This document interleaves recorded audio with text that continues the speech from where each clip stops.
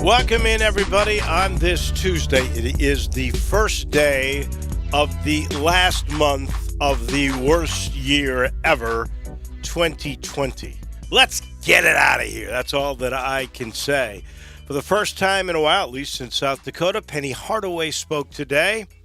And Brett, he was pretty frank. He basically said, we were soft. We were selfish in South Dakota.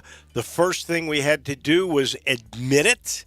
They did. And then in practice, he's going back to what he says were the fundamentals he used when he was coaching at East.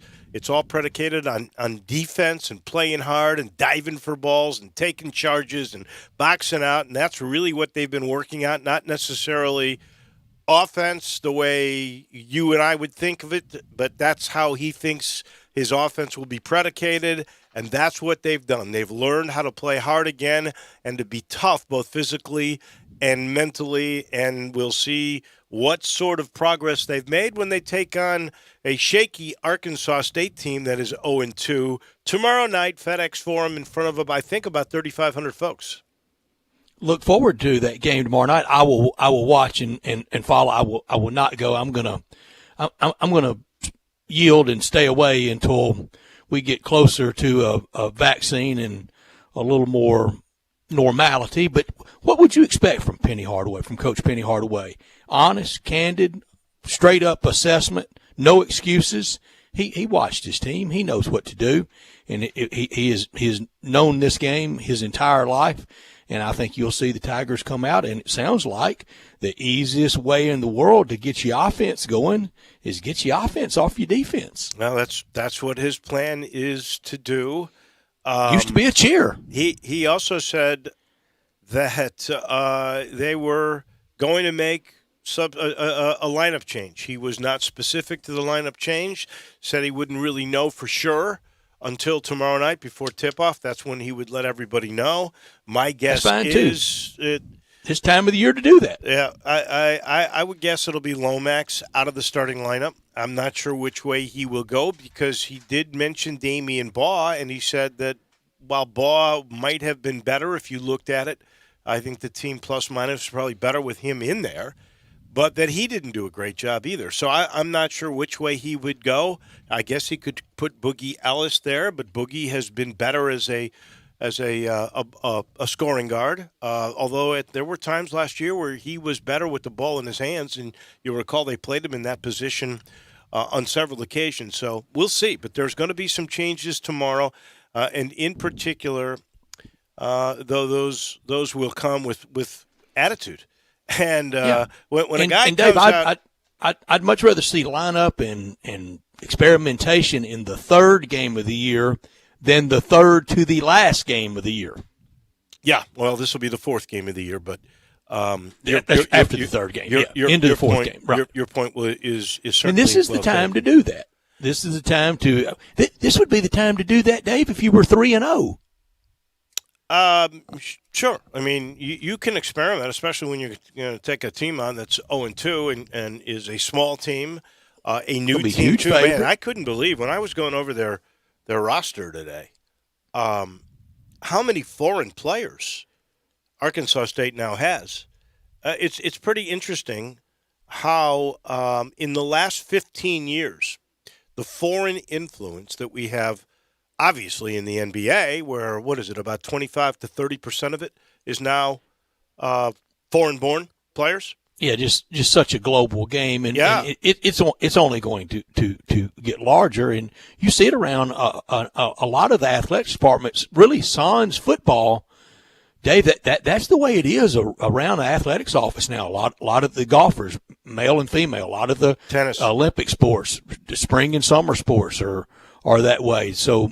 That's the way it is, and college basketball been the forerunner of that, and that was kind of David Stern and the NBA's dream of when they sent that Ballyhoo team to Barcelona in '92 to grow to the game internationally, and they have. It is amazing how much they have, and now we have seen this thing trickle down to the collegiate level. Do you have ASU's roster in front of you? I do not. I actually left it at home. I was working on it this morning. I would love to know how many different countries have they centralized, and a lot of coaches do this. They get a contact, they get a lead in international basketball, and they really tap into that. But then there are some that, when you count the United States, it's 4 and 5 different nations represented quite often now on a college basketball roster. Well, if you think about it, I can recall tennis and golf, I think, were the first two collegiate sports to really go heavy on overseas. And then even track. And track, and then, what? In baseball, the less, because that's really but it's growing now, but for a long time, baseball was primarily us. Well, yeah. I'll tell you a good example here in Memphis is Brooks Monaghan, who went to Canada and started getting Canadian players, and that's how he's had this phenomenal run of conference championships and NCAA appearances. It's been outstanding, and he did that by going just north. And that has worked for him, and these coaches, as I said, a lot of times they tap into a contact and they get them some players and they trust it. Arkansas State, one of their big conference rivals in basketball, they don't play football, but their big conference rival, Arkansas Little Rock, UALR, with Darrell Walker, and they had a nice win yesterday against, who was it? Duquesne, maybe? But UALR had a good win yesterday. They've done it. They've tapped in overseas with a pretty big pipeline for bigs. Serbia, Belgrade, Serbia is one place. Croatia. Wow. Let's see. I'm just looking at this really quickly. Senegal. Here's a guy that ended up going through Chesilhurst, New Jersey, but I think he was from a foreign country. I'm not sure about that. Like with Moose. Yeah, and I thought there was a couple of others that I'm not seeing on this. Well, that's at least 4 countries right there. Yeah. So, and that just shows it. Dave, I've loved this open because we have all our plans, we have our guests lined up, and we have kind of talking points lined up. Never thought we would span the globe. Well, that was good. Well, that's spanning the globe. That is the interesting aspect is that. You and I, we both prepare. We come in, and then and actually, after we've done all that preparation, a little bit before for me, Penny was on a Zoom call today as part of his press conference, and I thought it was really interesting. And then I started looking, and Arkansas State is a guard-oriented team. Their two most potent scorers are their two guards. They're going to play a lot of zone, so Memphis is going to have to shoot the ball tomorrow or move the ball side to side to get a guy like Cisse easy looks inside because they don't really have very many people that look to be prolific on the inside. How many tickets available for them, if any, this year? Know. I just don't know the protocol on visiting fans because usually they would bring over a goodly number. A lot of Jonesboro people, Eastern Arkansas fans. Sure. There are a lot of Arkansas State people in Memphis and great fans that they are. And I say it every time they come up, and I have a very soft spot for them. Every time you go, I mean, if you went to Jonesboro 3 weeks ago and you went back today, you go, man, I don't remember this last time. It feels like boomtown, and it is really grown, and it is a great university. Well, it is, and since the first time I ever went to Jonesboro, and I think Larry Lacewell was the coach at the time. Jonesboro was a rural area. I mean, there was nothing to it. And now, it as you say, that's the right word. It's booming. And I'm going to guess enrollment. Drew, hit the Google machine on their enrollment. I'm going to guess 11,000, 12,000. Oh, I think easy it'll be that. It is imagine weird. What it'll be in 10 years. In this day and age, because we've had such a short period of time to put schedules together and everything else, it's hard to get information. I have no notes from This team, I have no notes actually from Memphis quite yet. I know they're almost ready. Yeah. And Just make it up, And Dave. our good friend Michael Schroeder has been hired as the new basketball SID. Terrific. Who came from the Pacific Coast League after many years with the Memphis Redbirds. And, you talk about a football game, and you got to prepare because we have meetings on Thursday. Nothing yet from Tulane. I'll give John Galatis and Chuck Galena quite a bit of credit. They got the football notes ready, but we will make do. And by the way, this is going to be the first game produced locally by Channel 5, and it will be on ESPN Plus. And I will be doing that particular forum tomorrow. So I'm looking forward to working with John Albright again. So that is how all of that is playing off. By Y'all the way, can finish each other's sentences. We've done a few games together. There's no question. Yeah. So you mentioned our lineup. Gabe Kuhn will come your way at 3:30. We'll talk a little bit about more Tiger hoops maybe at 3:50. Then Brent Beard on college football. His notes were outstanding yesterday. We'll go over what some of his thoughts are. It looks like Ohio State is going to practice today maybe, or tomorrow, possibly coming back, certainly Thursday. Really, one or 2 days to get ready for a football game. That's all they'll have because Friday is going to be a walkthrough day. Crazy. Brent Beard's take on that. Jeff Moore in the National Football League. I still don't get Doug Peterson. He is down 11 last night, right? And there's, 8 minutes to go in the game? Something like that. On a fourth down, he can take a chip shot field goal and make it a one-score game, and instead goes for it on a 4th down and 4. And, of course, and misses. Wentz throws a pick, and that's an easy field goal no matter what happens here, pretty much. And that's what they did. They got a field goal out of it, and in essence, the game was over. He's done some weird things. Can you imagine if they had crowds there last night? Gosh, they would have been booing. Somebody in a Santa Claus suit would have been booing last night. Here's what I don't – this guy played for a tie earlier in the year, and then last night basically – makes a tremendous blunder strategically. They were lucky that it ended up 6. I mean, that really ended up the game. I just don't understand what he's doing. We'll get Jeff Moore's take on that. And then we will have Bo Marchant coming your way at 5 o'clock on the NFL 2, and we'll see if the Pittsburgh Steelers game, which he will cover, will be on at that point. Ron Tillery on the NBA. This is interesting. Today, David Aldridge, and I think you and I both have a lot of respect for David Aldridge, from the days he started on ESPN, then to TNT. Now he's writing for The Athletic as well.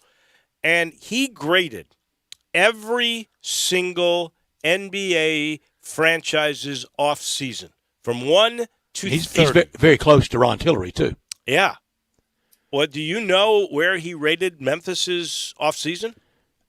By the front office? I don't. 29th out of 30.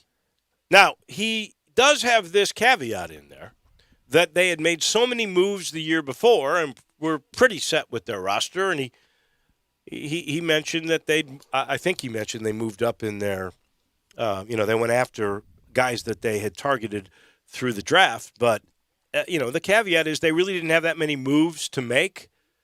But 29th out of 30 for the offseason moves. That was a little surprising.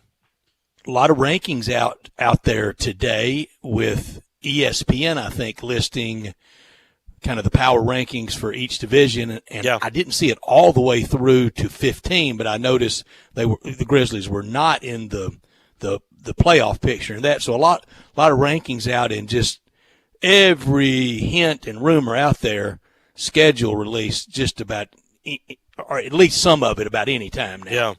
Yeah. Something's coming. Well, they can start working out on I think it's 2 or 3 at a time on a very small basis, but I believe they actually start practicing on Thursday that way. Where guys full can camp. Come. Yeah, I mean, it is really unbelievable. The first exhibition game is on December the 12th, so I hope that game will be on TV. We'll have to visit with Pete Prenick in the next week or two for sure on that one. I have not seen this yet. I wondered if you have, but ESPN has done a documentary regarding Tiger Woods and, in particular, race. And every review that I have read of this documentary is absolutely raving about it, saying it is incredible. I haven't seen it.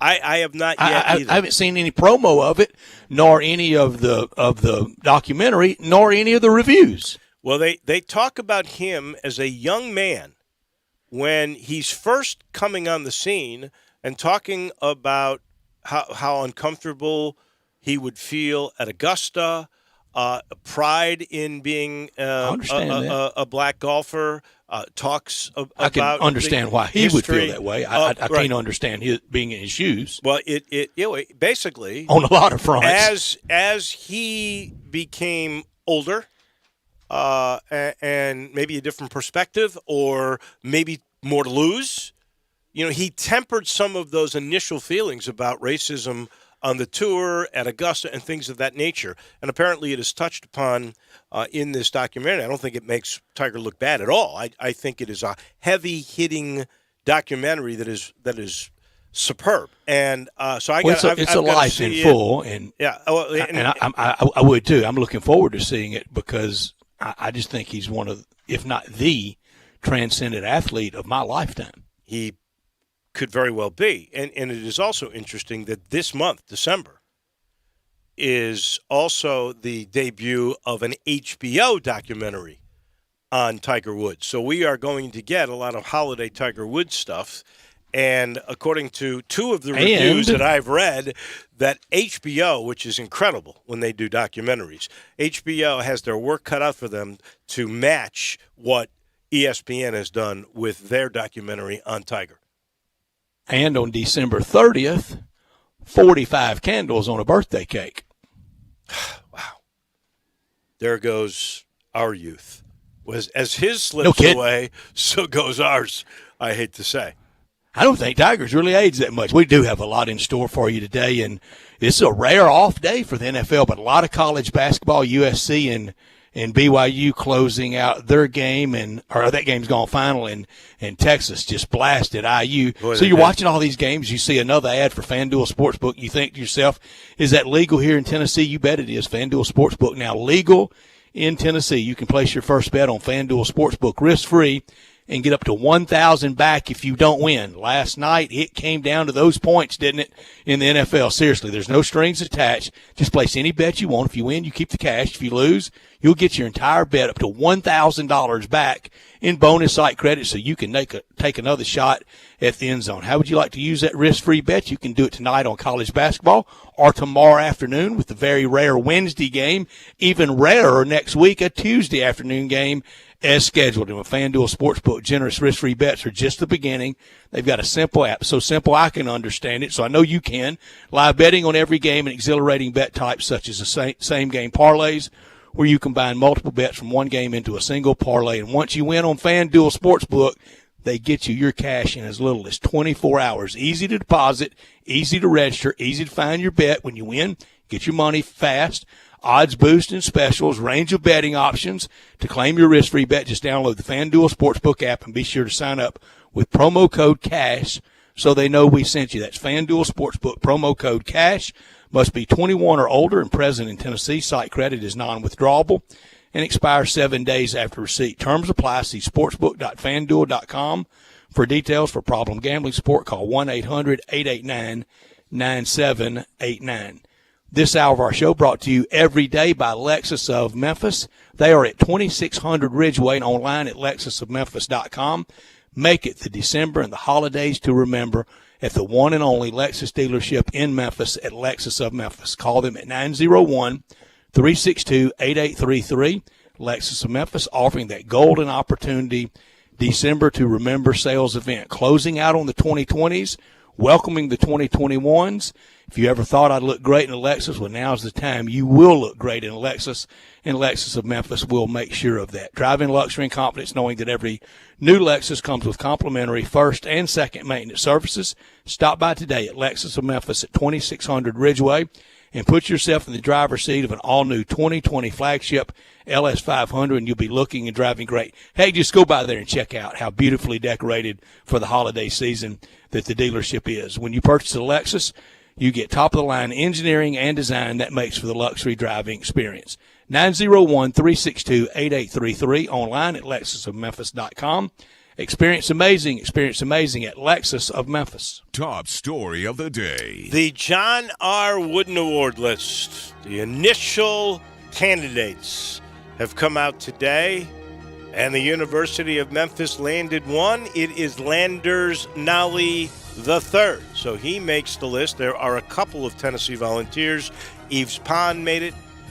John Fulkerson was also on the list. One guy that really impressed me early on was the young man from Western Kentucky, Charles Bassey, 6'11" junior center. He was on there. Kid from used to be a part of the American Athletic Conference, James Bouknight from UConn made it. The young man from Houston, whose name escapes me at this very moment, he made it.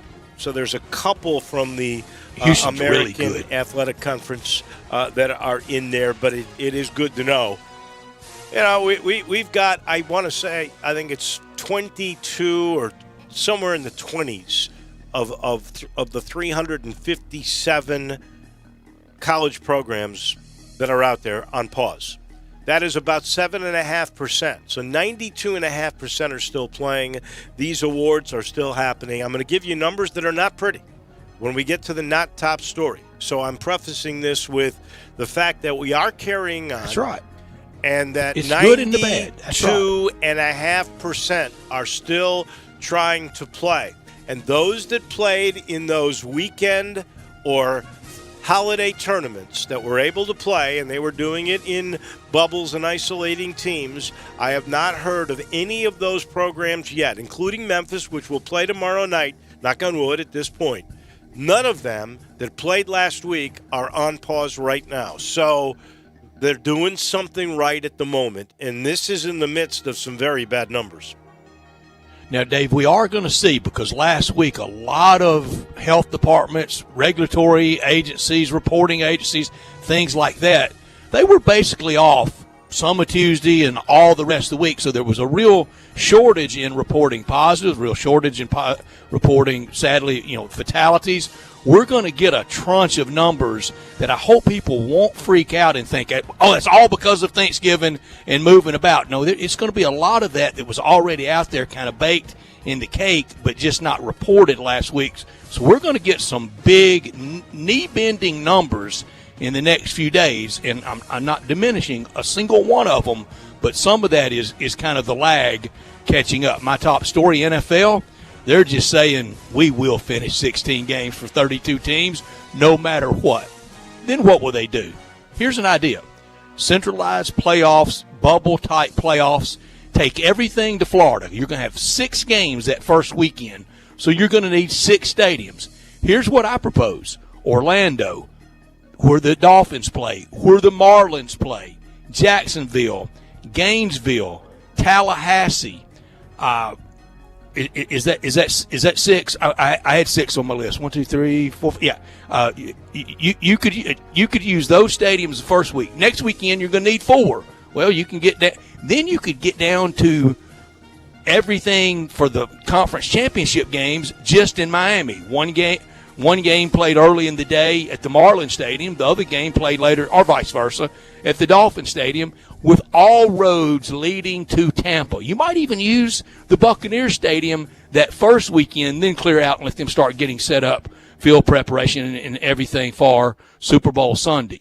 I think that's what the NFL is going to have to do to guarantee a finish. You're right, because of the spiking that we are seeing around the country. And, they say as the weather gets colder, it will even get worse. And the spike basically from Christmas could be absolutely huge. Let's hope not, but it could be. Not top story of the day. Well, those are the numbers today, and I mean they're huge. 609 new cases and 11 new deaths. And that comes from 5,600 tests. And I know you're using Tiger Lane now. Free testing for those that think they might have it. And those 5,600 tests produced 11% positivity rate.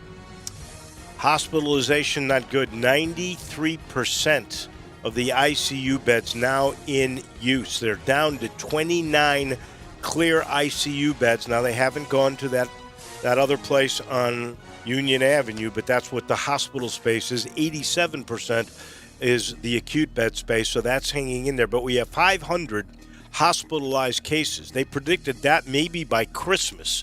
They're almost a month ahead of time on that. 40,714 cases, 3,730 active in Shelby County, 672 deaths.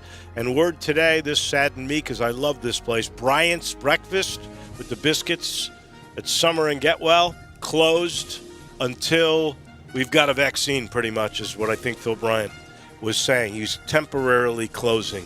We had 5,700 new cases in Tennessee. We're at 380,000 now with 4,600 deaths. In Mississippi, 1,100 new, 154,000 cases and 3,800 deaths. In Arkansas, 157,000, 2,500 who have passed away. In the United States, close to 14 million. And when I look today at about 1:30, 107,000 new cases. And now we have passed 275,000 who have passed away. In the world now, 64 million, nearly 1.5 million who have passed away, 18.5 million active cases. Those numbers are unsettling. My not top story, Pelicans VP David Griffin says, when healthy, the real Zion will show up. We hadn't had him for a while, really didn't have him at Duke. So when will that be the case? So glad the Grizzlies have Ja Morant instead of sitting here and waiting for the healthy Zion to show up. You know what? I'm beginning to think it's a Duke thing. Justice Winslow, Zion Williamson, Grayson Allen, hasn't he been injured most of the time he's been in a Grizzly uniform? Well, way back, Jay Williams. Jay Williams? Yeah. Wow. Have we got a little Duke jinx thing here with injuries? Got to look that up. And that is your top and your not top story of the day. We take a break. When we come back, we'll be talking Tigers with our friend Gabe Kuhn. He comes your way in just a minute. Sports 56 Mornings with Peter Edmiston and Anthony Zane. Weekday mornings from 7 till 10 on Sports 56, 98.5, and 96.1. Napa know-how. Right now, get a 5-quart jug of Napa full synthetic motor oil and a platinum filter for just $22.98. They're an iconic duo like Salt and Pepper, a hammer and a nail, or the holidays and awkward hugs. You can't get one without the other. That's Napa full synthetic and a platinum filter for just $22.98. Quality parts, helpful people. That's Napa know-how. Napa know-how. General states pricing. Sales price does not include applicable state, local taxes, or recycling fees. Offer ends 12/31/20. Looking for a great place to deposit your money? Try First Bank. Competitive CD rates, a money market that moves with Wall Street prime and interest-bearing checking account options. Not to mention their friendly bankers who make decisions locally. To find out more, stop by one of First Bank's 3 local branches. 6482 Poplar Avenue, just east of International Paper. 8398 Highway 64 across from Wolf Chase. And 6280 Highway 64 in Oakland. Or visit firstbankonline.com. Member FDIC. Hey guys, when I look in the mirror and see too much gray hair, I go to Master Design Salon and get a gray reduction. A quick, easy, and affordable service that makes me look less tired and years younger. Master Design Salon is a certified, safe service establishment. We not only care about your looks, but your health too. Master Design Salon, 5149 Wheelers Drive, 685-2351. That's Master Design Salon, 5149 Wheelers Drive, 685-2351. I Buy Houses, 901-406-1101. That's 901-406-1101. I Buy Houses. I Buy Houses will buy a house in any area, in any condition, and yes, it's guaranteed to close in 5 days. If you need to sell your home quickly, call 901-406-1101. If you've been through a divorce, if you lost your job, if you're tired of renters, I Buy Houses can get you your money quickly. I Buy Houses will buy your home in Shelby County, DeSoto County, Memphis, Bartlett, South Haven, Horn Lake, Olive Branch, anywhere and everywhere in between in any condition. And yes, they're open 24 hours a day, 7 days a week. I Buy Houses, 901-406-1101. That's 901-406-1101. Grab that pen, 901-406-1101. I Buy Houses. Now, back to Sports Time on Sports 56 with Wolo and Stack. This hour of Sports Time is brought to you by Lexus of Memphis. Here once again are Dave Wolochen and Brett Norsworthy.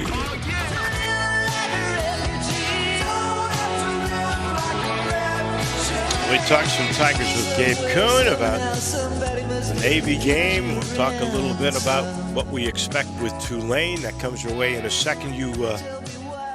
You had asked how many students at Arkansas State, Brett, and you were guessing 11. What when you were looking to go to college, and I know you were looking more at the SEC, but do you remember how many students in those days there were at Arkansas State? I don't, and I didn't go to an SEC school when I went to college. You didn't? Oh, no. You went to Arkansas, which at that time was That's right. a Southwest Conference school. Oh, you're pulling a trick on me there. Yeah, not a trick. True. It's a fact. That is a fact.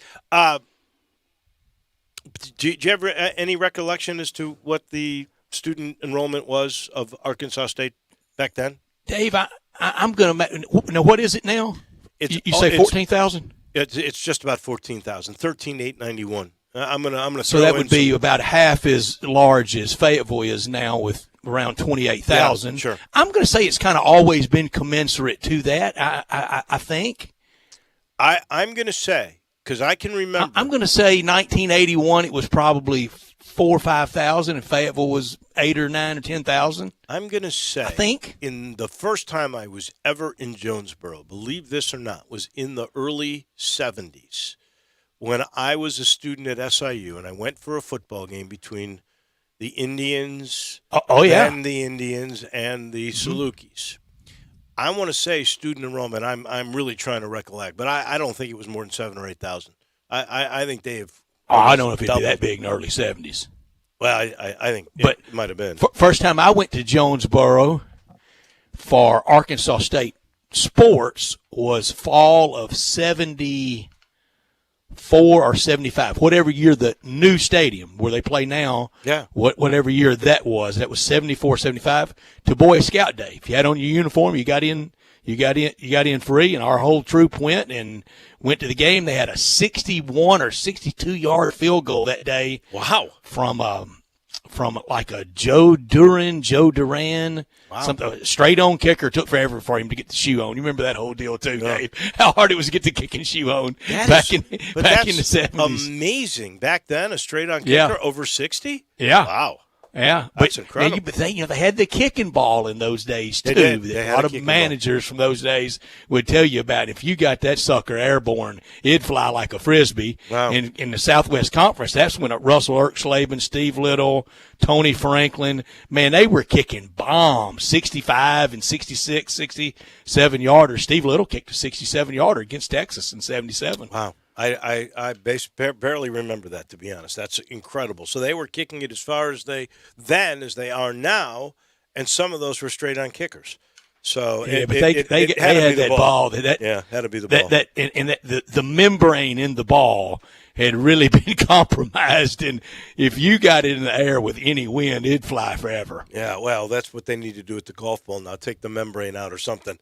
And get that thing a little bit more at ease. In the meantime, let's talk a little Tigers. Let's talk Tigers with Gabe Kuhn. It's brought to you every week by Crab Kings, Neil's Bar and Grill, Bartlett Small Engines, Mount Moriah Auto Sales, and the good people right across the river at Southland Casino. And they're ready to welcome you back with craps, roulette, blackjack, slots, all your favorite games, all rolling again. Sportsbook betting, it's rolling just fine. Reopened the most spacious casino floor in the Mid-South. Ready to welcome you back with blackjack, roulette, craps, and all your favorite slots. What are you waiting for? Go ahead and make the short drive to Southland. They are ready for you. I bet at some point in his football life, Gabe Kuhn, have you ever been the kicker? Did you place kick in 8th grade, 9th grade, something like that? No. Never was my forte, kicking a football. I'm surprised. I like seeing who was it? The Stephen F. Austin kicker. I'd like to see him. You remember him, Dave? Big old guy. I knew that he was a big guy. Yeah, I think he was like. Yeah. I want to say he was like pretty 6'5". I say that, Gabe. I think he had because in the day, a lot of bigger types were kickers. You know, Lou Groza, the toe, Lou Michaels, Jerry Kramer were kickers, and I saw a Rice Owls, the Rice Owls in 1980. They beat the Razorbacks at the buzzer at War Memorial with a backup kicker that was a reserve left guard, left foot, straight on kicker at the horn. I was gonna say, and they were kicking quite a bit different. You guys just mentioned the shoes; those were something. They were square toes. Oh, they were. You would kick straight on, and big guys normally were your kickers, right? I mean, take a look at a guy like Pat Summerall. He was a kicker. Exactly, Dave. Exactly. Great example of the big guys were the kickers at Ole Miss. They had a big kicker in the early 70s that could bomb it, and off a tee then, Gabe. And you know they had that tee. There was supposed to be some specs with the tee and the shoe, but there weren't. I mean, it was a lot of fudging. So you wanted to know how big Campos is? He's in your range of height, 6'6", but 6'5". No, 5'10". I was trying to do 5'10". 5'10", 220. Oh, he wasn't that big, but he's wide. 5'10", 220. 220. That's so semi-wide compared to nowadays. He's a linebacker. Now. He's a linebacker is what he is.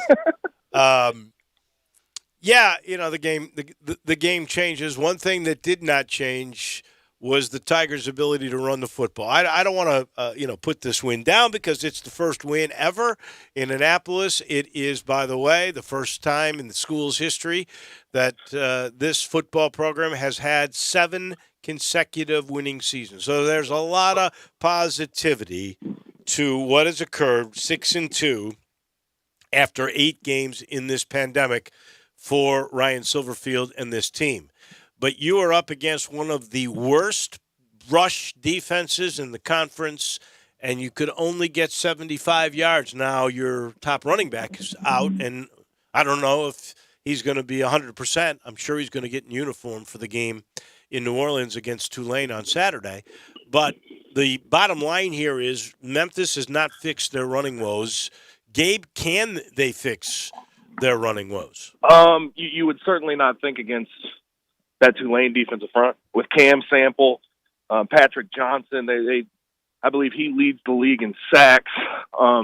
It's definitely scary for a O-line that's in the position they're in right now and an offense that's in the position they're in, trying to face a front seven who's actually proved to be stout, right? And I think when you look at the past 2 games, well, not past 2 games, past 3, you look into Navy, you look into South Florida. Those are teams where you expected to be able to do what you wanted to do on the ground, and it just turned out that you didn't. And the truth of the matter, that Navy performance was one of the worst, I think, offensive performances we've seen in quite some time coming from the Memphis football program. And they need to find a way to get back to doing some of their things well, their stretch play, the inside zone they like to run. They need to get back to it. But you sort of wonder when they're going to be able to pick that stride up when you have 2 teams ahead of you that are pretty good in Tulane and Houston. I think 2 really good teams ahead of you, and two reputationally really good coaches. Willie Fritz more practically at Tulane than the reputation around Dana Holgerson. But the next 2 weeks will be quite a challenge, Gabe, for the Tigers. And I think if they just can split them, this has been a successful first year for Ryan Silverfield. Maybe even if drop up both of them, win both of them. What a year! That 8-2. I mean, absolutely fly a banner. I mean, make up your own banner. And this is the one. The one thing that I think people have underplayed this year, even with these close wins against bad opponents, it's 2020. You'll take a win however you can possibly get it. Believe it. And if you look bad and you have to, like I said, after the Navy game, go burn that film. If you have to burn that film and move on, do it. I would agree with that. What else about the offense though has got to get back in stride? Even though he had 200 and something yards in that game, the Brady White percentages were way down. Yeah, but I think part of that is not having a run game to rely on, because you look at last year, and heck, you look at 2 years ago, 2 years ago with Darryl running for 2,000 yards, there's always been for him, Brady, a running game to rely on. And when you put it all on his shoulders, it becomes tough. He needs to see his guys get a little more open. He was it looked like he was a little gun shy and not really placing his throws very well on Saturday night. But you have to have him play at his best ability for the rest of the year. This Tigers offense is going to continue to struggle. How much motivation should the coaching staff use this, or do you just not talk about it because the Tigers are still mathematically involved to play in back-to-back AAC championship games? Absolutely. They need some help. They need some help still. But you have to watch this film. You have to go over the mistakes. But at the same time, given what they've put on film up to this point, the offense, the past few weeks, minus the Stephen F. Austin game, they're just going to naturally be somewhat with a little less confidence, I should say. It's going to be something you don't want to harp on. You don't want to absolutely beat over the head because you've tried to sort of resurrect that running game for 4 or 5 straight weeks now. And when it's not happening, these guys start to get in their heads. What can we do? You just hope you don't see guys pressing going forward and trying to do too much. In the meantime, let's go the other side of the ball. For the first time in, 3-4 years, you think you can absolutely point the finger at the defense and say they won you a game? Yeah, absolutely. You absolutely can. I think Coach McIntyre is very comfortable scheming against the triple option. What he did, I've seen it work a lot of different ways. What he did with the pre-snap stemming, trying to get their O-line sort of off balance. He was firing linebackers, blitzing linebackers. He had a roamer, and Zay Collins and a couple other linebackers going around and just hitting. That looked good. That's the best defensive game plan I think I've seen a Memphis defense put onto a Navy offense. And the other part of it, Navy's in a down year, and they don't really have a quarterback that they're comfortable putting out there consistently. And Tiger Gosselin tried, threw a pick, but they are just truthfully in an off year. I was scared that if Navy would have had a quarterback with the moxie of, say, a Malcolm Perry or a Will Worth from back in the day, they would have won that game. The truth is Memphis has faced a great Navy quarterback every time they've played. Right. Because it's either been Keenan Reynolds or Malcolm Perry. So and they just don't come along that often. No. But they came along in that bunch. I'm going to tell you the kid that was in there at the end, Xavier Arliner, is a true freshman.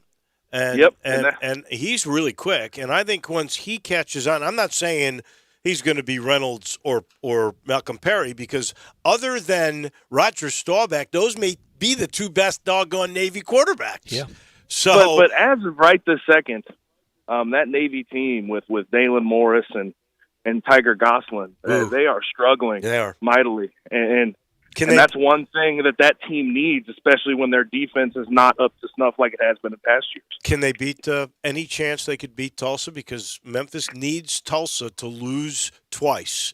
And the only two that are left are at Navy and Cincinnati, and I think Cincinnati's going to wallop them. Yes, I guess there's an outside chance. But the way Tulsa's playing, it's hard to see. And the way Navy's playing, it's really hard to see. We'll keep our eye on it, of course, because that's the help you need. That's what you need to propel yourself into that championship game and then handle your end of the deal. But we'll see. I'm not very confident in that Navy team. I think, a couple of years down the line when they have an experienced quarterback in that situation, they might get back to normal. But this year it just seems like one of the worst Navy teams we've seen. And started with getting blasted by what I think is a really good BYU team. Talking Tigers with Gabe Kuhn, former Tiger, great offensive lineman. Gabe, it's impressive what Willie Fritz has done at Tulane. They were just about once again close to being out of the football business, and he resurrected it. And I'm actually impressed because it took a while. He got that quarterback last year, McMillan, and they actually seemed to turn the corner. And this year there was a lot of questions going into the year. Okay, who are we going to stick in there to be able to make our offense serviceable? And Michael Pratt has stepped in and been fantastic for the most part. I think very efficient, playing very well. But Willie Fritz, you can't understate the job he's done at Tulane. Been able to stay there for some years now, build a rapport with his players, obviously recruiting as well as he can in that area. So I'm impressed with this Tulane team. I really am. Real quick, in about a minute, give me your keys for Memphis to come out victorious in New Orleans starting at 11 a.m. Saturday morning. First of all, you have to resurrect somewhat of a game plan running the ball. You have to resurrect it, and you have to be able to get on them early and often, because if that doesn't happen, it's going to be tough for Brady White to tear apart that secondary with the wide receivers he has now. Also, I will say that on the other side, you have to limit big plays from the Watts brothers.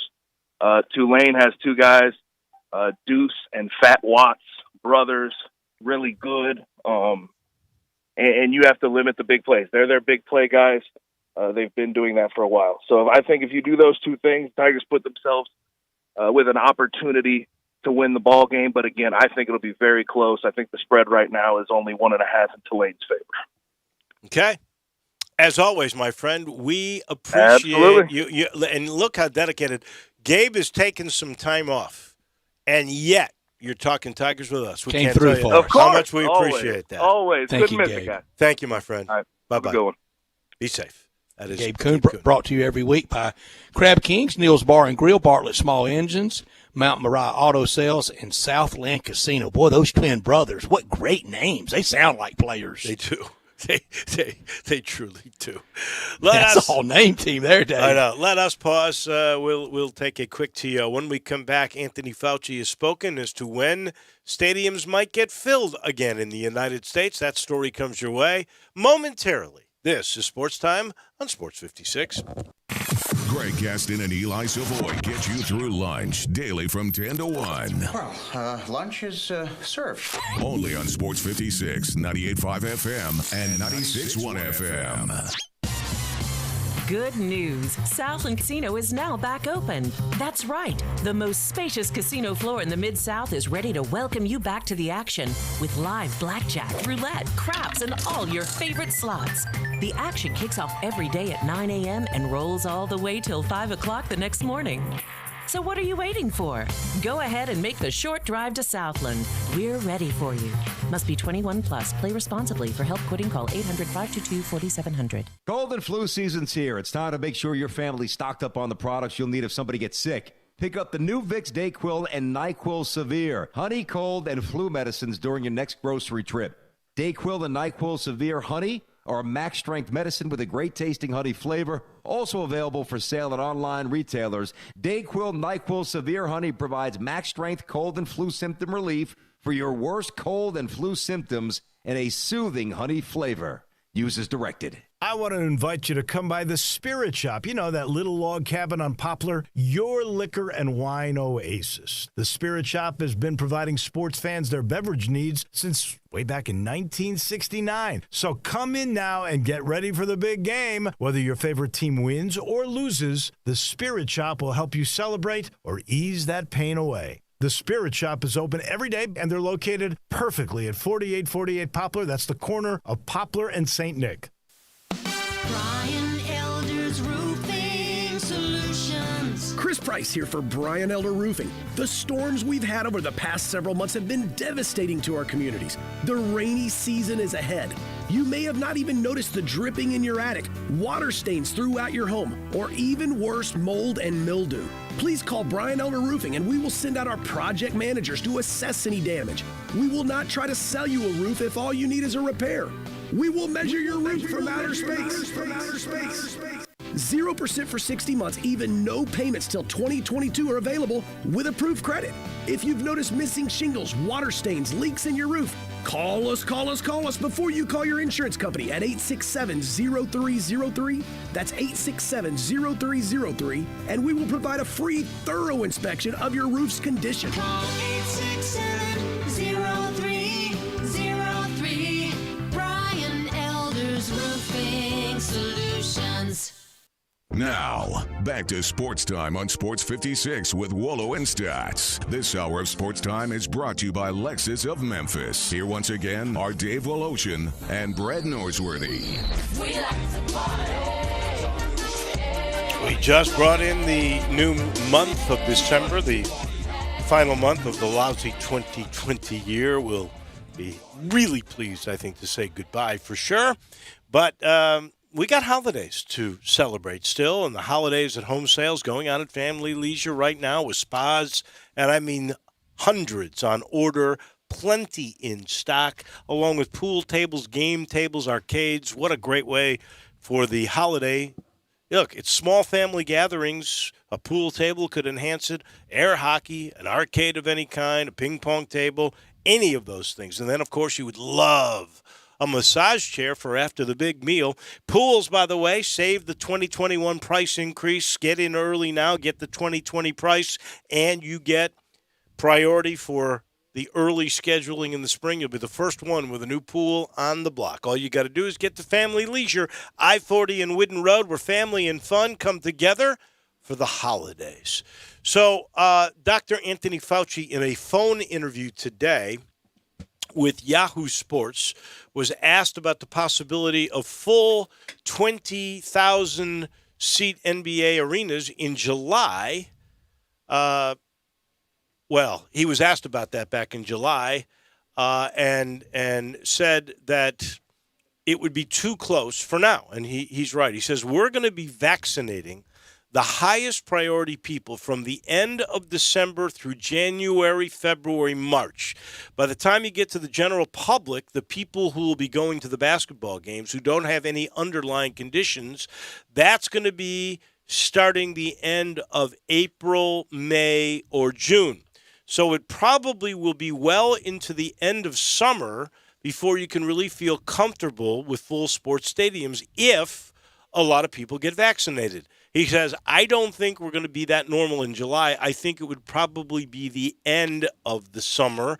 When asked about full NFL stadiums maybe in September, Fauci said, oh, that's possible. I think that's possible. So he's saying really normal next September, next fall.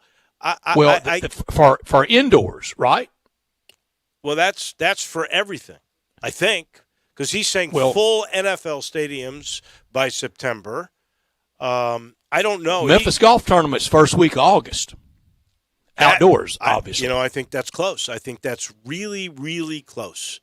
Don't know. Dave, it's going to be a great debate, and I don't know if the states will be able to decide it. I don't know how the line for vaccination is going to work, but I read a really sharp piece that we should go really, really high end, older, maybe even 75 and up. Of course, medical, healthcare, all the frontline conditions. People. Yeah. And then really, really young, 20 to 30, because they're the super spreaders. They're the ones that, by and large, don't know they have it until they get tested. And then when they do have it, it's akin to a hangover. Well, whatever the priority that the scientists think, I go along with. And if that is your plan, or if it is, like I've heard, very first will be frontline people, then it will be older people, and I think it would be beyond. I said both of those. Yeah, but you said 75. I think it would go further down the pecking order to maybe 60, 50. I don't know, and they would work their way from 100 on down, and what is older? Work it all in. You tell me. I don't know. I think we got a lot of people in the age group of, say, 55 to that 75. That would be a much higher percentage than the 75 and up. So data hadn't shown that. The data. Well, I'm just talking about general population numbers. You don't think there are more people that are 55 to 75 alive than there are 75 to 100? I do think that, but I didn't think. I thought you were talking about being infected. No. Oh, That's gotten it. No. Once you've been infected, if you survive, actuarial tables matter. Exactly. That's what I'm saying. But I'm serious. I agree don't with really that. care. But I'm sorry, I misunderstood. The point that he is making. Yeah, it's going to be a great debate, and that's what I said. It's going to be a great debate on how they decide what order, who has predominance over it, and how it's going to be decided.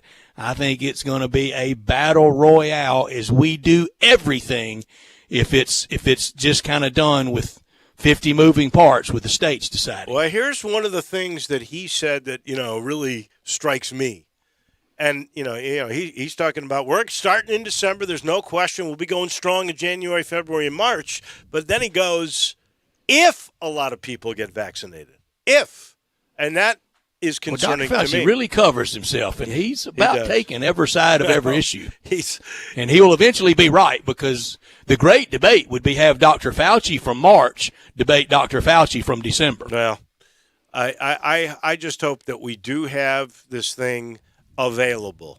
And he's saying by the end of December, we should have vaccines available. And everybody, I read a story. I read it on the air just last week about how they thought that within 3 weeks, so now we're talking 2 weeks, that we could have needles in shoulders. And I like the way that is put because, it's not when we have the vaccine, it's when we have the vaccinations that really do count. And so if we really do have needles in shoulders within the next 2 weeks to 3 weeks, then I think I'll feel a lot more positive about it. And I will too. You know what? If I got to wait till next fall for normalcy, but I know it's on the way, just the knowledge that normalcy is within reach will, I think, take away a lot of mental depression that we have all over the place. And there is no doubt we have that all over the place. That is 1 hour in the books. We'll get back to sports here, I promise. We'll get to college football. Brent Beard's going to join us momentarily from down in Jacksonville, Florida. 1 hour in the books. So Sports Time on Sports 56.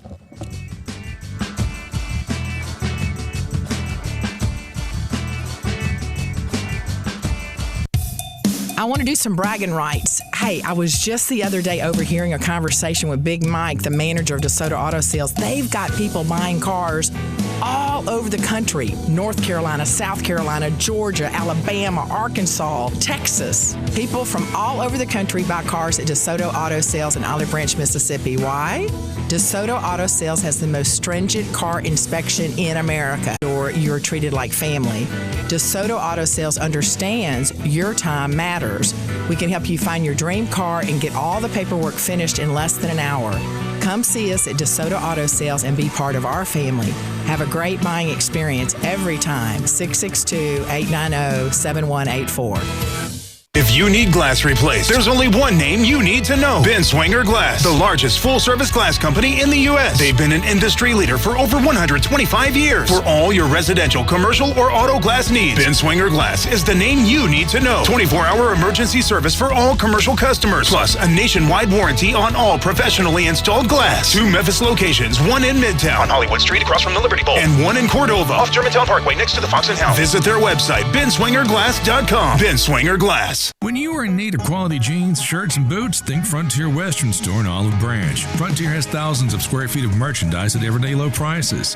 Tons of jeans by Carhartt, Wrangler, and Ariat. Whether you're after classic denim jeans, dungarees, or work pants, you'll find it among Frontier's amazing selection of stylish modern fits. Flame-retardant jeans and shirts now available as well. Colder weather is on the way and Frontier is prepared with overalls, coats, and fleece jackets. Hundreds of jackets and coats in stock by Ariat. Inventory may be scarce this year, so come in today to grab yours while it's in stock. Don't forget the boots. Frontier boasts dozens and dozens of styles of boots. Work, dress, or play, come try on all the latest boot trends, as well as proven classics, Ariat, Durango, Dan Post, and many, many more. You are guaranteed to find your next favorite pair at Frontier. Frontier Western Store, 5880 Goodman Road in Olive Branch, or shop online 24/7 at frontierwesternstore.com. Family owned and operated since 1967. Spend the holidays at home this year with a little help from Family Leisure. Family Leisure has so many spas in stock and hundreds more on order. Now's your time to really save big. Huge savings on pool tables, game tables, arcades, massage chairs, and a whole lot more. Buy a pool now and save the 2021 price increase. Plus, you'll get early installation scheduling. The Holidays at Home sale happening now at Family Leisure, Whidden Road at I-40, where family and fun come together for the holidays. We are Sports 56 WHBQ Memphis, W253DF Memphis, and WIVG Tunica Memphis. Flynn Broadcasting Stations. Now, more of Sports Time on Sports 56 with Wolo and Stats. This hour of Sports Time is brought to you by Homer Skelton Hyundai. Here once again are Dave Ocean and Brett Norsworthy. My world was strapped against my back. I held my hands. Never knew. Welcome in hour number 2. Pretty day, first day of the last month of 2020. And as I've mentioned now a couple of times, we are looking forward to the end of 2020. That is for certain. We talk college football in this time slot every day, and as far as I have seen so far today, knock on wood, I'm not hitting my head, we haven't had any cancellations of any games. Even the Ohio State-Michigan State game is going to go. Brent, I know you are more the SEC and the ACC, but it is interesting because this is the crazy kind of year. If Ohio State is able to play Michigan State on Saturday, it would be without their head coach, the same way that Alabama did just fine without Nick Saban the other day. But this would be with basically maybe one full practice and one walkthrough before the game. I mean, you would never think that these things could happen with a football team, but 2020 is absolutely nutso. No, but you know, guys, the amusing thing and amazing thing about this is you've had some teams that actually have not played until they played the game for about 3 weeks and come up and have one of their better performances of the whole year. So sometimes that allows teams to get their legs back after they've had several weeks of games. But I mean, you're right. The problem with the Big Ten is that you just own this razor's edge here about if you miss any more games, about where this is going, and will Ohio State be able to be in the playoffs if it's so few games? But at the same time, with these elite programs, these guys are in shape. They're ready to go. They have been drilled and they have been coached, a la Alabama. And even though they don't have their coach on the sidelines, they know what to do, and to a degree, they don't miss a beat, really. So, and again, I think, and look, I get the fact that you always want your head coach out there, and difficult decisions need to be made, and so forth. But these coaches have good staffs. That these players spend more time with them than the head coach. So, what we think might be a problem, oftentimes, really is not. Brent, Saturday, Alabama showed that in their biggest rival game with few to very little, just almost no fans there. That wasn't the impetus that really propelled them. They beat their biggest rival by 29 without the greatest coach in the history of college football. Well, and to that point, that's basically who they are, in that they, and look, Saban was with him throughout the whole week, obviously 90 minutes before the game started. He was not able to be there. Chris Lowe did an amusing article on him being in the house upstairs and Miss Terry's downstairs. So people need to read that if they get the chance to do so. But they did fine. And Brett, I think part of that, don't you think, was Steve Sarkisian, who was kind of the acting head coach. I mean, he's done all that before. So that these guys are used to their, and as Saban tells them, just do your job and you'll be okay, and that's kind of what happened. That's the Bama mentality. And who is that more on, the Bama program or the Auburn program to win like that or get hammered like that without the head coach there? Good question. And you know, the most misleading stat of that game, and this is amazing when you think about it, Auburn ran 80 plays. Bama ran 53. Can you imagine what that game would have been if it would have been reversed? Man, oh my Lord. No, that's crazy. Speaking of coaches, and I know that I think, Brett, you've been higher on Notre Dame and Brian Kelly than certainly I have. Brian Kelly is the second winningest coach at Notre Dame for just wins as the Irish coach. He can catch Rockney this year. He's got to win out and win it all. He's got 101 wins now with the North Carolina win, 101, and Newt Rockney had 105. There's no question Brian Kelly is going to be the winningest Irish coach of all time. I don't think he's ever going to surpass, because of legacy, Rockney or Leahy or Parsegian. I don't think Divine. he will. Yeah. Divine won a national championship. He did. Well, and or Holt Coach Olds there too. But the reality is that because, guys, that he is more introverted and laid back than some of these other guys were. I think he knows who he is. Yeah, I think he does. And I think he's comfortable with that. I think he's comfortable with this team. No, look, he's kind of like the team, and the team's kind of like him. They are a all business. They're very physical. They're very strong. They're going to run you over. That they kind of remind me of what Bama was in the early days of Saban when he was there. They've got a good offensive line. They run behind it with more than a game manager quarterback. They've got and their defense has played very well. And then they've got Syracuse this weekend, which will be an easy one for them. But Kelly deserves. That's a really good point. Kelly deserves a lot of credit for that. Now, he's had his share of criticism, but guys, in this day of firing guys really quickly, does that Notre Dame administration deserve some credit? They do. For hanging on to him, Dave, right? Well, you know what? I think they deserve credit for that. I think they don't deserve credit for staying as the independent. And I'm going to tell you, I think that's a part of the reason why we don't recognize Brian Kelly as much, is because I'm not sure, and I'm certainly willing to debate all of this, because this may not be right, but it's a theory of mine, is that Notre Dame is no longer the national program they were of my youth. And that is simply because conference football became so much more important. The Big Ten in their neighborhood became a much stronger conference. Mm-hmm.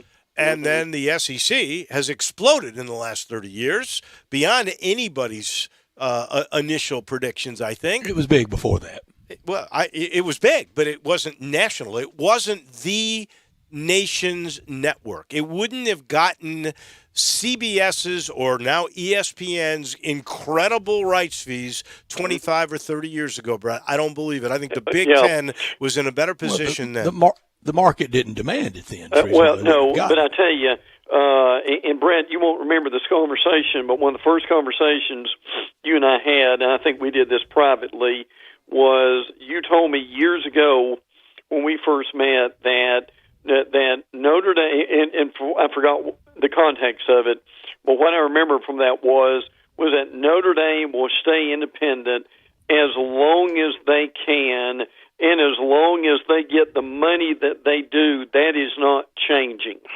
And now even more so than ever, because they can say, "Look, we did your conference thing for a year, and we blitzed right through it. We don't need y'all." We're going back to USC and Stanford and the Surface Academies, and we're going to play a little hybrid ACC. We played the full ACC schedule one year and walked right through it. See you when we see you. Now I'll say this, Dave. I hear you, and frankly, I agree with you. It'd be great to have them in a conference. But they are just in a situation to where it's so unique. And look, people driving down the interstate in Memphis don't understand this right now.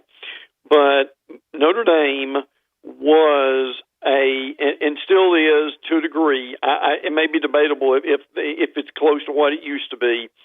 Politically, the most powerful team in college football, and that was in the '60s and in the '70s, rivaling Coach Bryant during that time when he was in Alabama.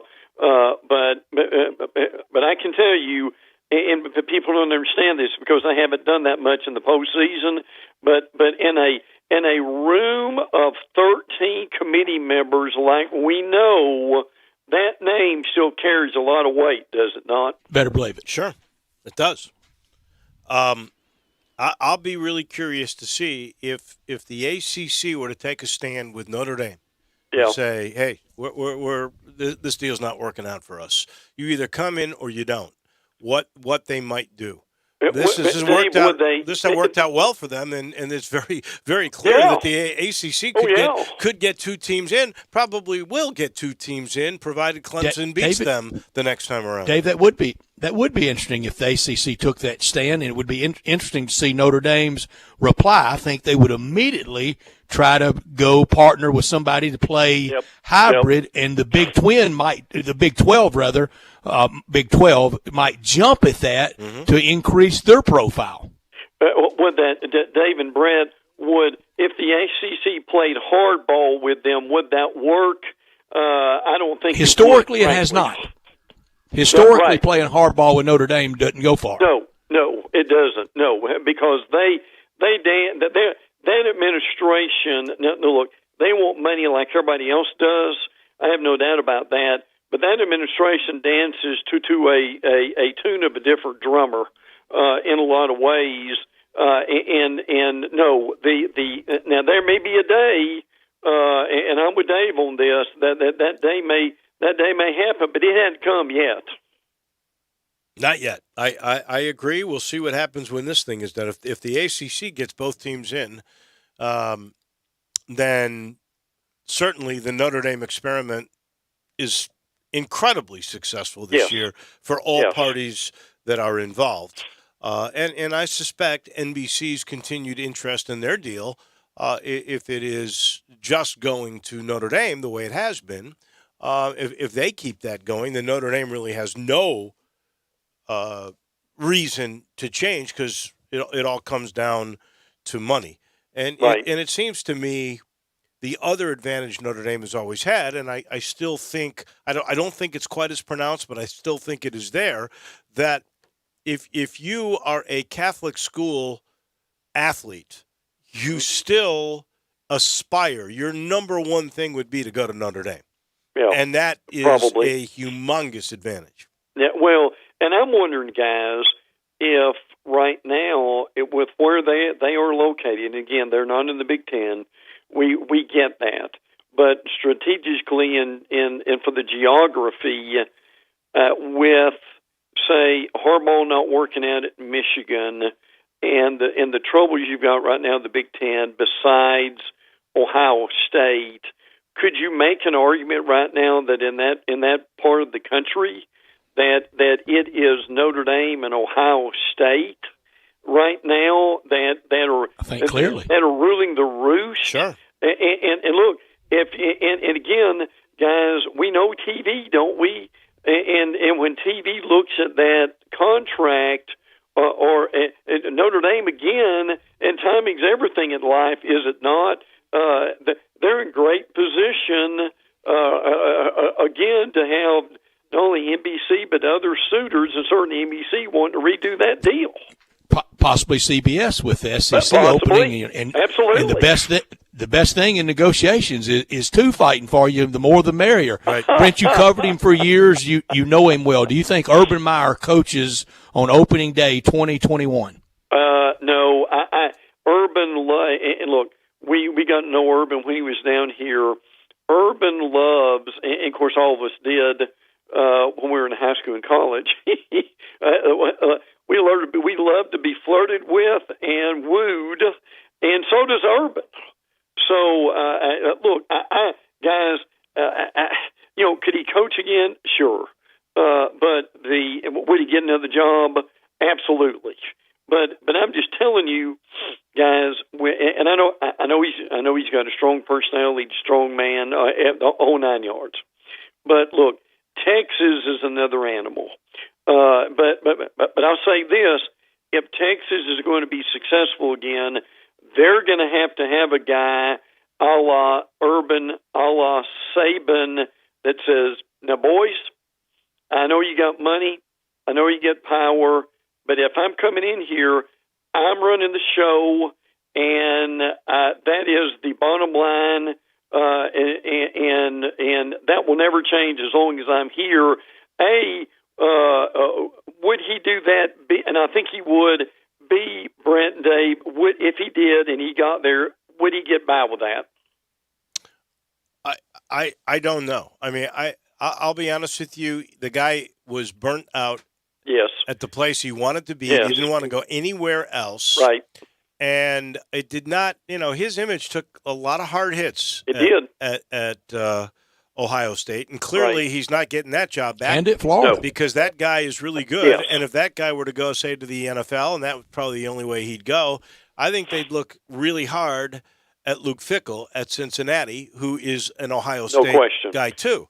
So Yes. I think Ohio State's off the books. It all comes down to, does Urban still have the desire to work as hard as he did to be the great coach that he was? True. And you've got to continue to work. I mean, it's just because you're Urban Meyer does not mean you get Urban Meyer results unless you have that work ethic. He's got to want to do that. Now, if it seems you got to chase ninth graders. Right. And it seems to me, though, that if there is a program that is worth coming back for, it would be Texas. Because Texas, to me, and Brett, you and I sort of disagree on the shadow that it has, but I think it should be a great program because it's in the second or third most largest populous state with football players. Well, it should be, but our contention through the years has been the shadow of the national championship trophy case, and that has been light. Well, I'm saying to you that with the right guy, they could be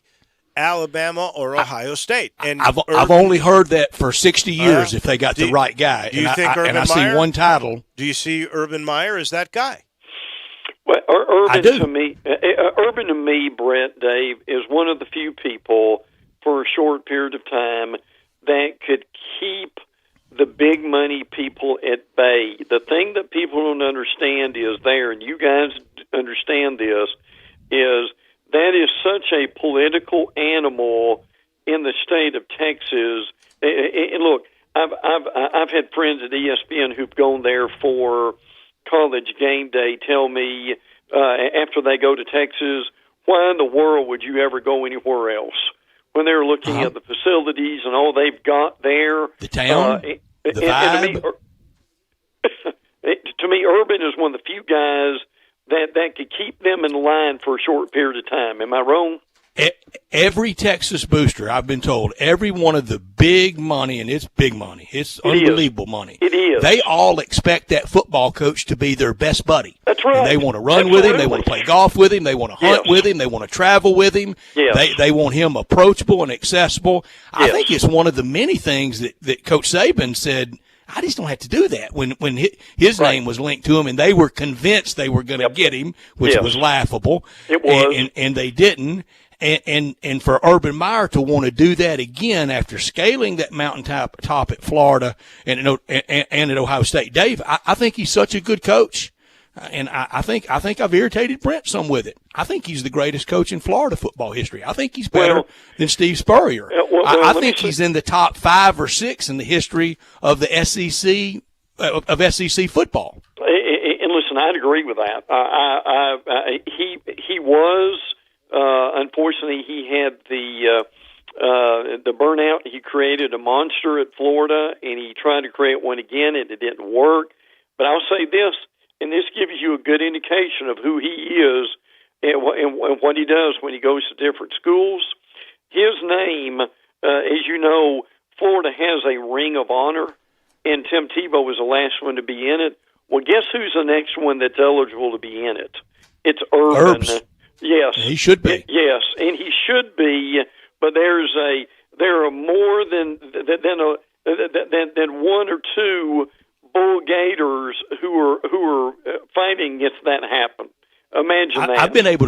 I've been able to sync my Saturday morning up now because game day for me has lost something. It does not do it for me like it used to. Yes.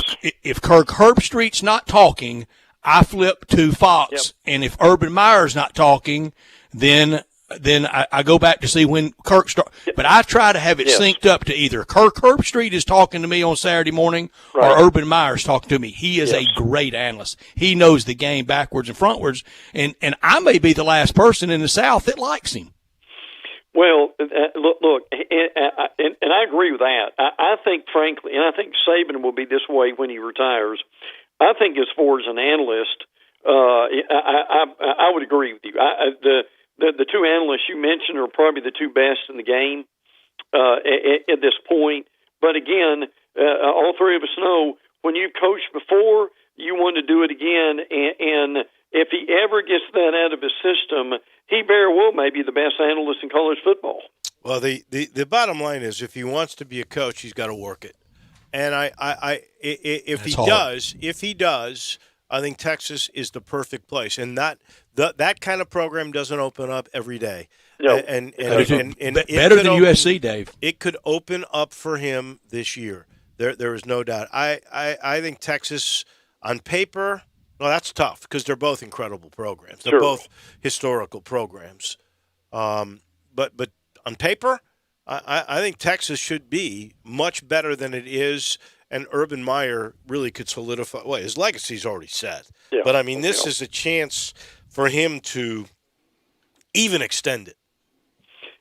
But it goes back to what they did to Mac Brown, Brent, and it's a little bit, and Dave and I were, and it was not popular to be Philip Fulmer defenders at the end, was it, Dave? And we were, because both of those UTs, both Tennessee and Texas, if they would have stuck by Fulmer and Mac Brown, they would eventually have righted the ship. It might have been a little untidy for a year or two, but they would have rallied their forces. And instead, look what the unintended consequences set off. Oh, yes.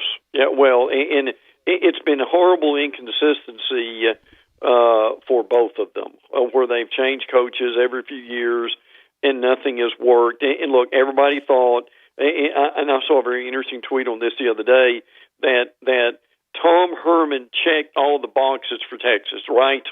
And it still didn't work. So, and obviously Urban would do the same thing. Dave and Brett, my concern with Urban is what Dave brought up a few minutes ago, is that, look, could Urban do it? Yes. But would the psychological toll at the end be similar to what he went through at Florida and also at Ohio State? Well, if it was, he would just go right back to Fox or ABC CBS. I mean, the guy would have the world at his beckoning again. So I don't know that Texas is tough enough for him. I think if he went in there and he laid it down to the alums and the boosters, and he got in that first team meeting and he read them the riot act, that soft was over. I don't know. I didn't think they were tough enough for Nick Saban. He would have made them all cry. I think Urban Meyer will too. Yeah, that's a great. Hey, listen, that's a great point. And the other thing that's going on with them is they are losing legacy recruits to other schools that frankly should be staying at Texas, and they're not. And look, all three of us know that would have to be the first thing Urban would have to undo. They haven't lost them until February. Yeah, true. But first signing period's coming up, December 15th. Oh, that's right. I keep forgetting about that. That first one. You're right. You're right. That's coming up in 2 weeks. Yeah, but the problem is, Dave, they keep putting off that. They keep extending that dead period about 2025, so people forget when it's I'm coming gonna be up. dead by then. Well, that's the other thing with this extended season. Yeah. How is that all going to play into the way the early recruiting period's going to finish? Another reason why I wasn't for it. Firing of coaches, everything. It's, yeah. I had forgotten we are drawing near to that very first signing period. And see, Dave and Brett, That's why South Carolina said that, and Ray Tanner said, we want to have a coach. And look at the date today. We want to have a coach by December the 16th because that is right around that time of that 3-day early signing period, as Brett mentioned a few minutes ago. So Dave's point's a good one. And for the 8 teams that care, bowl preparation. Absolutely. And look, I don't know how that's going to work this year. That's going to be fascinating. Of course, they pay these guys big bucks to figure these things out, but that's not going to be easy for any of them. Nope, sure won't. Brent, thank you very much. Maybe there'll be another firing or two sure. before we speak again next week.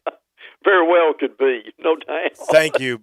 Take care. My pleasure, guys. Bye-bye. Take care. Brent Beard, our friend down in Jacksonville, our title sponsor for this hour. That's Homer Skelton Hyundai in Olive Branch.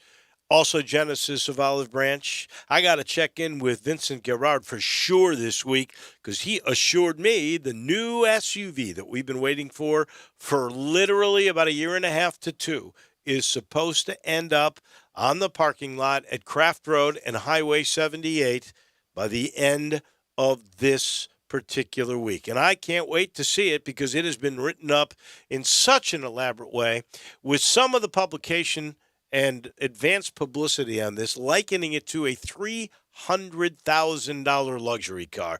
And this one will come somewhere between $50,000 and $70,000, depending on the package, the bells and the whistles that you choose.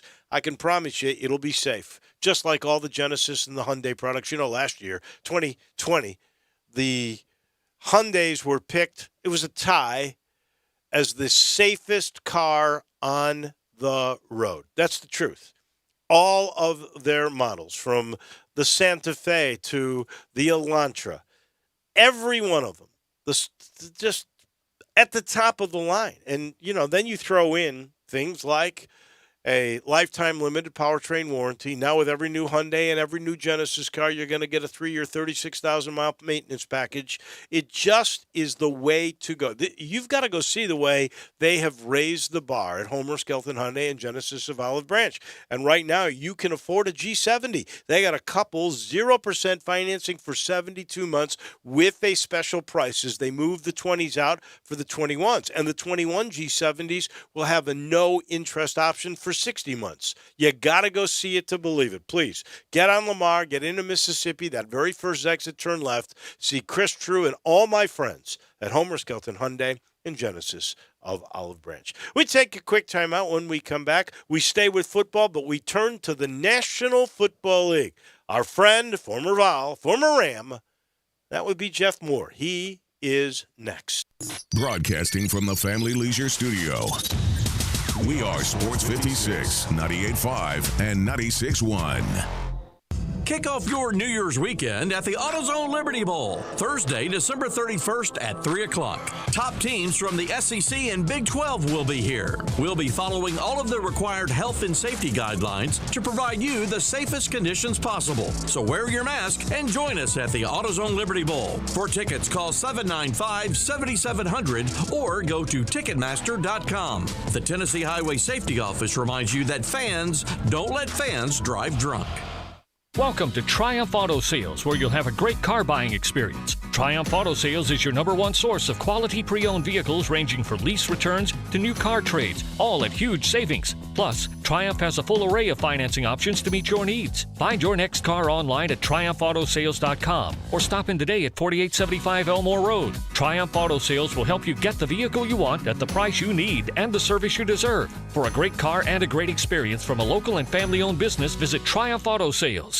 I'm here with the great Pat Donahue from the Rendezvous Restaurant Shipping Department. Thanks, Brett. We've been shipping our ribs all over the country now for decades from our USDA-inspected shipping kitchen in the Pinch District. We hand-cook our ribs in pits that Mr. Charlie built over charcoal, just like they do at the restaurant. So what comes in a rib box? We could do pork shoulder, we could do ribs, our sauce, seasoning, baked beans, coleslaw. We'll even throw in Pancho's cheese dip with our nacho boxes. We also put a bag of Rendezvous seasoned popcorn, heating instructions, some chef hats, some wet naps, and some other helpful tips from our kitchen. We ship our ribs overnight. exclusively FedEx. When we put them in nice packaging, we don't ever want to use styrofoam, so we use corrugated cardboard, actually 2 boxes that fit nice together, so the ribs get to you, your loved ones, or your clients in a safe, wholesome manner. Rendezvous ribs are perfect for out-of-town clients, customers, loved ones. We also ship ribs for any occasion. Where do we order these great ribs? You can go to www.hogsfly.com or give us a call at 1-888-464-7359. Charlie Burgos' Rendezvous Restaurant in the alley since 1948. Golfers, are you looking to play like a pro without traveling the world? Just come to Golf and Games Family Park, 5484 Summer Avenue. Golf and Games has the Top Tracer range system. Top Tracer gathers all your golfing data, distance, carry, ball speed, and more. Or choose a virtual course like Pebble Beach, St. Andrews, and Spyglass. Bring your friends and family to transform and enhance the range experience for golfers and non-golfers alike. Plus, it's fun. Top Tracer range at Golf and Games, 5484 Summer Avenue. Play like a pro. Now, more of Sports Time on Sports 56 with Wolo and Stats. This hour of Sports Time is brought to you by Homer Skelton Hyundai. Here once again are Dave Woloshin and Brad Norsworthy.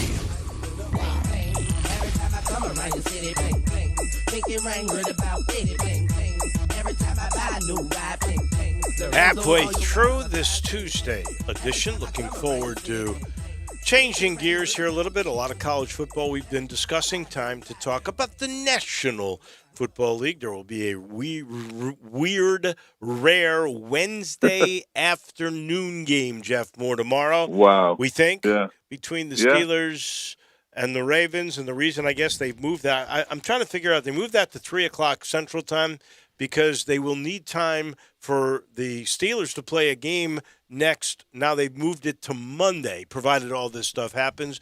This is absolute lunacy what we're seeing. Do you think players are being put in jeopardy health-wise? I mean, physically, not the COVID thing. Playing this close a game together? Boy, it's a concern. I mean, it's not that much difference from going from Sunday to Thursday. True. And I remember a lot of players were really reluctant to go to the Thursday night games, but those have worked out okay because you're only doing one or two a year. This coupled with the lack of training camp and so forth, this has been a test, no question, for players this year. But of course, this is just symbolic of what 2020 has represented. There's just no. They're trying to maintain the integrity of a schedule with everybody playing a balanced schedule. So it's hard. It's a lot of juggling. And I applaud the effort to do it. I think the players will be okay. I mean, they've been able to handle the Thursday night games okay. I think it'll be okay. But it is quite trying to have to get ready to play a game, and then have it postponed for a day, 2 days, 3 days. I mean, that's tough on the psyche as much as anything. Jeff, I've been to football on Wednesday, but it's been largely bowl games, that fall on particular bowl dates. In the South, I don't know what it's like everywhere, but this where I've lived all my life. Yeah. Wednesday, you never had anything because largely that was church night. Monday night was kind of B games, 10th grade games, some little football. Tuesday was 7th and 8th grade type games and some little football occasionally. Thursday, junior high. Friday night, high school. Saturday, college. Sunday, pro. Wednesday is really rare, and next week a rare Tuesday on schedule. Right. Well, I think we played one Tuesday game already this year. We have. This would actually be the second one. Yeah.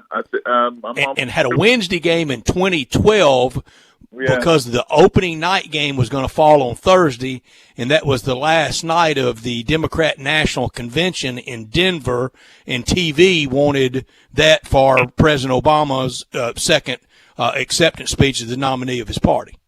I see. Yeah, I mean, players, I applaud the minds that are in the rooms trying to come up with the ideas. It's tough. It's a tough juggling act. But, fortunately, 2021 should be different, given that the vaccines are right around the corner, it sounds like. But this has definitely been a trying year, and the players seem to be very resilient. I applaud. I mean, and the play, to me, has been really good for the most part. It's just been an unusual year. Explain to me why Doug Peterson, down 11, has a sure field goal and opts to go on a fourth down where he has his quarterback, Carson Wentz, throw an interception. And really, in essence, ends the game. I know they came back and made it a 6-point game, but if he takes the field goal, they're going to get the ball back and maybe march down the field. I don't understand Doug Peterson's strategic thinking. This is the second time this year where I've really started to wonder about him. He played in the very first game of the year for a tie. Can you figure him out? No, I'm having a tough time, and I've been a big fan of Doug Peterson as a head coach. Especially the way they were able to win a Super Bowl a few years ago. But it seems like he's just kind of going out of his way to try to protect Carson. I certainly understand that. There's no question Carson is struggling psychologically. I mean, it's just the decisions he's making with the ball, the way he's holding the ball as long as he is. And then he's getting beat up. He's probably had more offensive line changes this year than any other team in the league, from what I understand, from injury and so forth and so on. And it's just been a tough year for him. And I don't know. If they make the play, you come back and you say, good decision. Coaches sometimes just get in the zone and feel like their gut instinct is what they want to go on. They don't go by the metrics. They go by what they feel like is going to be the best play for their team to make a play, and unfortunately it didn't work out. Jeff, I love, we were talking earlier about Brian Kelly, and I said, I meant it wholly complimentary. He really knows who he is and what his football team, the image he wants his football team to play in and project. I think the same thing about the Titans and Mike Vrabel. Last year they got to the AFC Championship game. Do you think they can advance at least that far, or heck, a wins beyond this to the promised land, to the Super Bowl? Can the Titans do that again? I think the Titans can, because as you indicated, they know who they are. They know what their strengths are. Their running game is one of the best in the league, if not the best. They have big playmakers in A.J. Brown, and their quarterback is playing exceptionally mistake-free, not turning the ball over. Their defense, they were struggling earlier in the year getting off the field on third down. They seem to have solved that problem. So, yeah, I mean, the Titans are looking really good. They certainly are going to hear from the Steelers, of course, and of course, they still got some.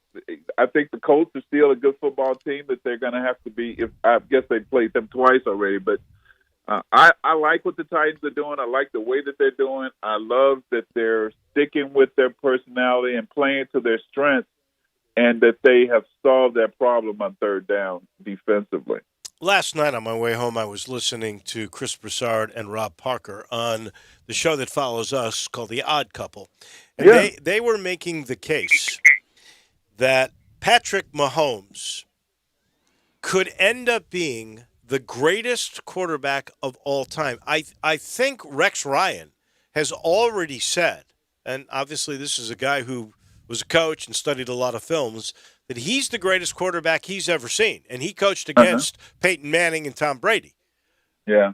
Do you have him in first of all, is he a generational guy? When I say that, that means in his era, the top guy or the top, 2 or 3. And do you see that he has that opportunity to end up being the greatest? And I guess if he's the greatest, he's got to be measured with championships, right? So he's got one now. He's got a long way to go to catch Brady. That's for sure. Yeah, One down, 5 to go. Yeah.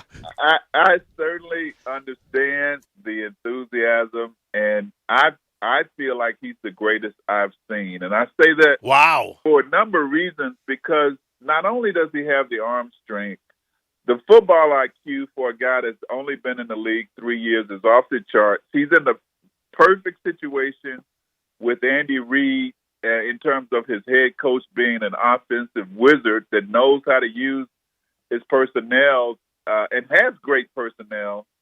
I mean, when you've got the combination of his athleticism, his football IQ, and the weapons and the head coach, I mean, it's a unique formula that if you look at the great quarterbacks over time, you just don't see any that have all those ingredients working for them. And I think the biggest thing he has to do, and he seems to be doing it, is just getting over when he makes a mistake, which every quarterback is going to do, not thinking about it, just going to next play.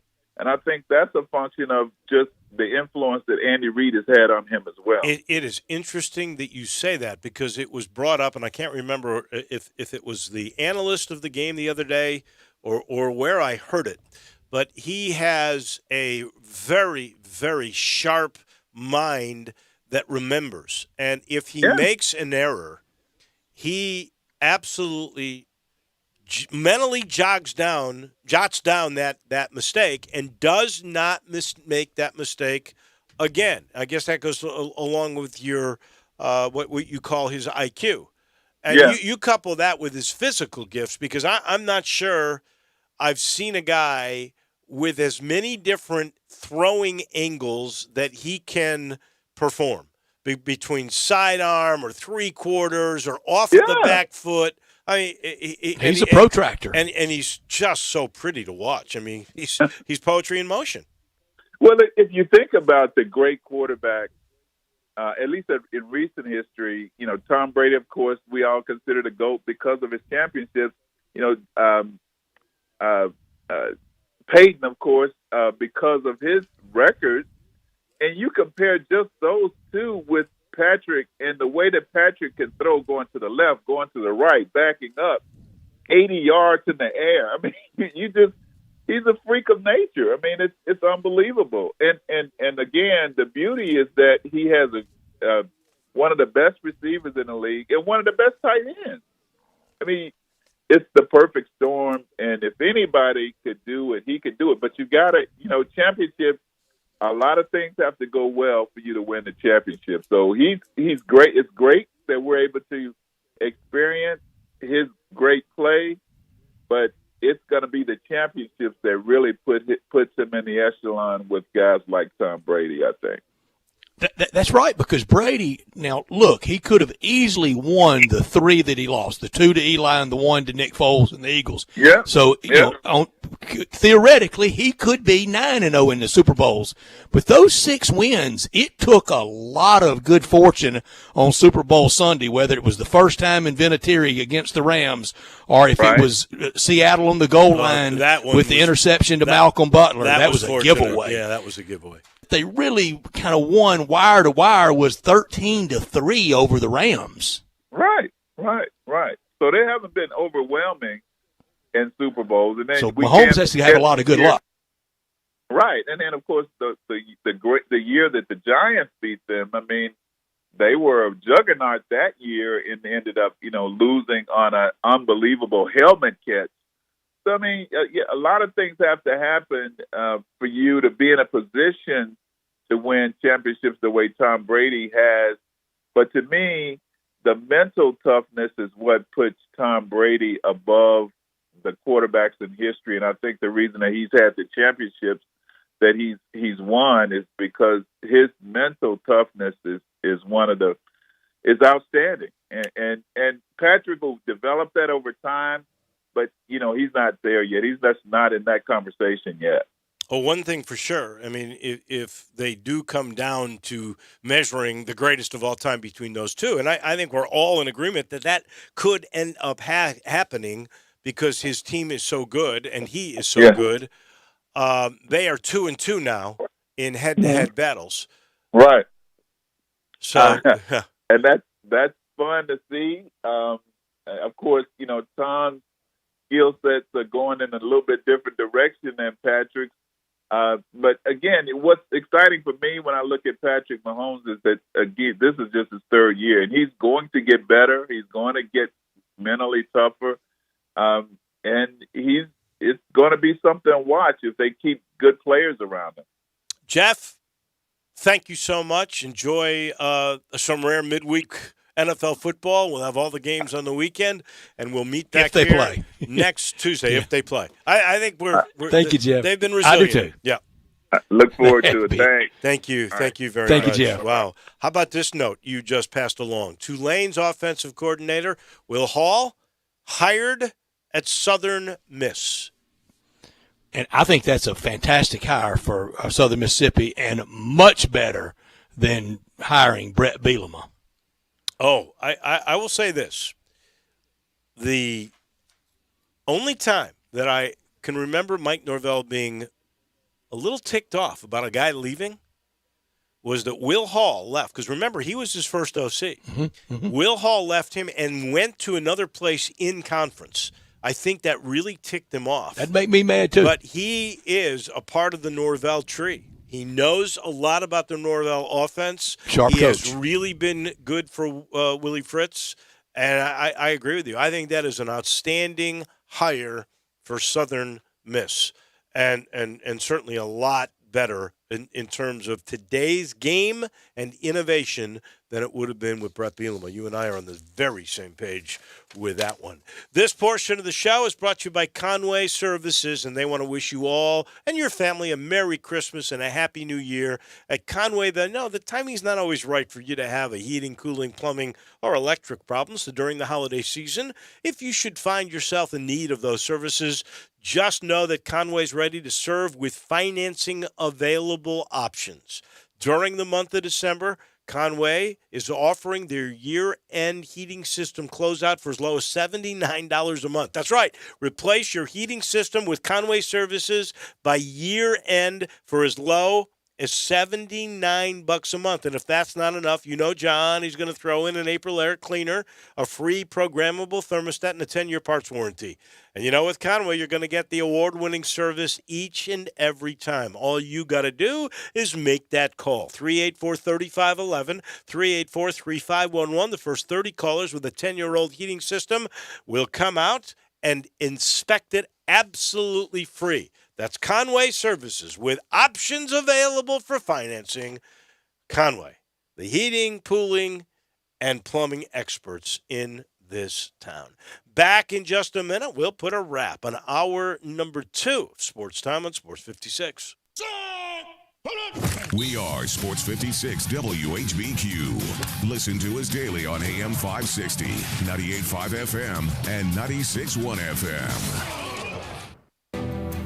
For the ones standing guard. For the eagle-eyed. For the knights in shining armor.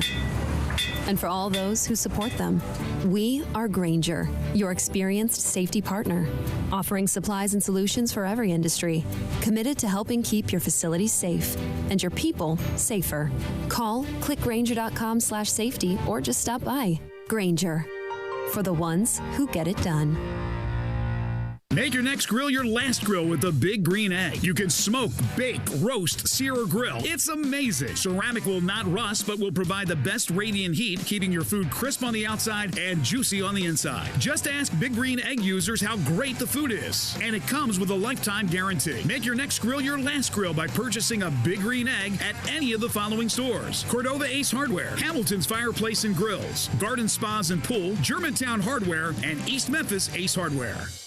The holidays are just around the corner. Have you heard what James Gaddis Jewelers is doing? Everything. James Gaddis has everything for your family, friends, and loved ones. A tremendous selection of diamonds and jewels, gold and silver, and more. Lots of watches, tons of custom-made jewelry, diamonds, fine gemstones, bracelets, necklaces. So many choices. Romantics will love the one-of-a-kind estate and vintage jewelry. And with the experts at James Gaddis, pick out the most dazzling and beautiful diamond, bridal and engagement rings. Plus, 2 repair experts for fine watches watches, and jewelry. You can find everything to fit your style and budget with layaway and financing available. James Gaddis, a Memphis tradition, local and family owned. Whatever your holiday dream, make it come true at James Gaddis Jewelers, 4900 Poplar. Be sure to listen for the Memphis Sports Fact, brought to you by James Gaddis Jewelers each Monday and Friday on Sports 56 middays.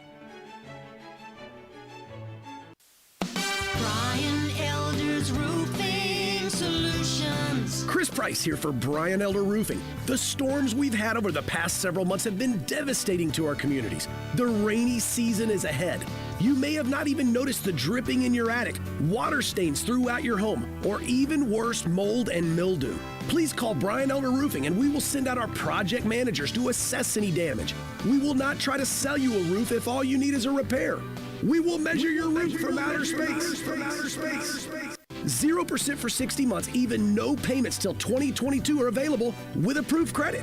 If you've noticed missing shingles, water stains, leaks in your roof, call us before you call your insurance company at 867-0303. That's 867-0303, and we will provide a free, thorough inspection of your roof's condition. Call 867-0303. Brian Elder's Roofing Solutions. Now, more of Sports Time on Sports 56 with Wolo and Stats. This hour of Sports Time is brought to you by Homer Skelton Hyundai. Here once again are Dave Woloshin and Brad Norsworthy. Situation wrecks me. I can't stand the way you do it. Girl, don't put me through it. And welcome back in. We are getting a couple of news stories out here. Golden State Warriors have delayed the start of training camp due to a pair of players testing positive for COVID-19. That comes from Anthony Slater at The Athletic. And this coming from... Yeah, they may have to get out of town and reestablish somewhere else. Well, they might, because... Well, they're in San Francisco, which I think is okay. It's Santa Clara, where Stanford... where the Niners are, and San Jose State, they're all under the jurisdiction where you can't even practice at home, right? So they're all trying to figure other places out. And this is interesting. This is from Channel 3, and I think it's Peter Fleischer who is breaking this. He claims an Instagram post claims to show John Morant at a party with no mask, surrounded by hundreds of people. The party took place Saturday night, less than 72 hours before the start of Grizz training camp. So maybe the first time we see a little heat on Ja, because at this point, he's done everything right. And you think how different the times are. Oh yeah, 9, 10 months ago, a year ago, 20, 21-year-old at a party. Right. You would never. Deal. That's right. No big deal at all. But now the backlash. And especially as forward as the Grizzlies have been on mask up, that doesn't mean just a couple do it. That means everybody do it. Absolutely. If we're not gonna surge and we can get to the point where the vaccines will take hold, it's just. Do you go anywhere and see many people without masks? No, I don't. I do not. I mean, it looks. I mean, it looks as close to 100% as anything I see out. I still see the random weirdo at Kroger, but other than that. I really don't. And I will tell you. I don't either. Because of work, I had to travel. And you guys know I went to Annapolis, and we did not fly with the team. You had a day of it. And I will tell you that on the way back, we went Baltimore to Dallas to Memphis. It was a 13-hour journey, starting in my hotel room to the lobby, to the shuttle, to the airport, and so forth. 13 straight hours I wore that mask. That is hard. 13 hours from your hotel room to I could have driven Cherry Road. Wow, I really could have that's driven. a long day. Well, to the airport parking lot, because as soon as I got in my car, I took that mask off. I did put it on to pay, but I ended up paying with a credit card, so I didn't need it on. But so you were masked up 13 hours. 13 straight hours. I did. Help. I did take the guy in Halloween didn't wear a mask that long. It was incredible, but I got to tell you, in the airports, everybody was good. I was really proud. You know, it is weird. In grocery stores, I'll see some people, and it really makes me mad if it's a employee, where they'll keep the mask on, but they go below their nose. You know, and if you're dealing with have around your ears, really, I mean, that just kind of bugs me. But put it around your elbow if you're not going to have it around your nose. I was proud of American travelers because that's a busy day. That's the Sunday after Thanksgiving, and Dallas was crowded. So was Baltimore. Even in the morning, we left our flight was at 7 a.m., so we had to be at the airport at 6. And yeah. Well, I wanted to get back that day, and that 13-hour travel and 3 hours of sleep. I should have waited. I would have been much better at 7 that night than I was the way it was. But anyway. Have you caught up? Have you caught up on sleep? I'm starting to, yeah. I've slept really good. It takes a while to refuel, doesn't it? Well, you get my age, it does. That's for sure. When I was Drew's age, baby, a night like that where you only get 3.5 hours sleep, nothing. That was a slow Tuesday. No problem. Steamboat years. Yeah, Steamboat years, Drew. The last Tigers, one up, last one to bed, first one up was Arwolo. I had to because I was doing the morning shift on radio. The Tigers, by the way. Did you ever go in the same clothes you had on from the night before? I might have done that once or twice. The Tigers. I went through 2 straight days in same clothes because a person said, Brett, come on now. Yesterday's one thing, but today's another.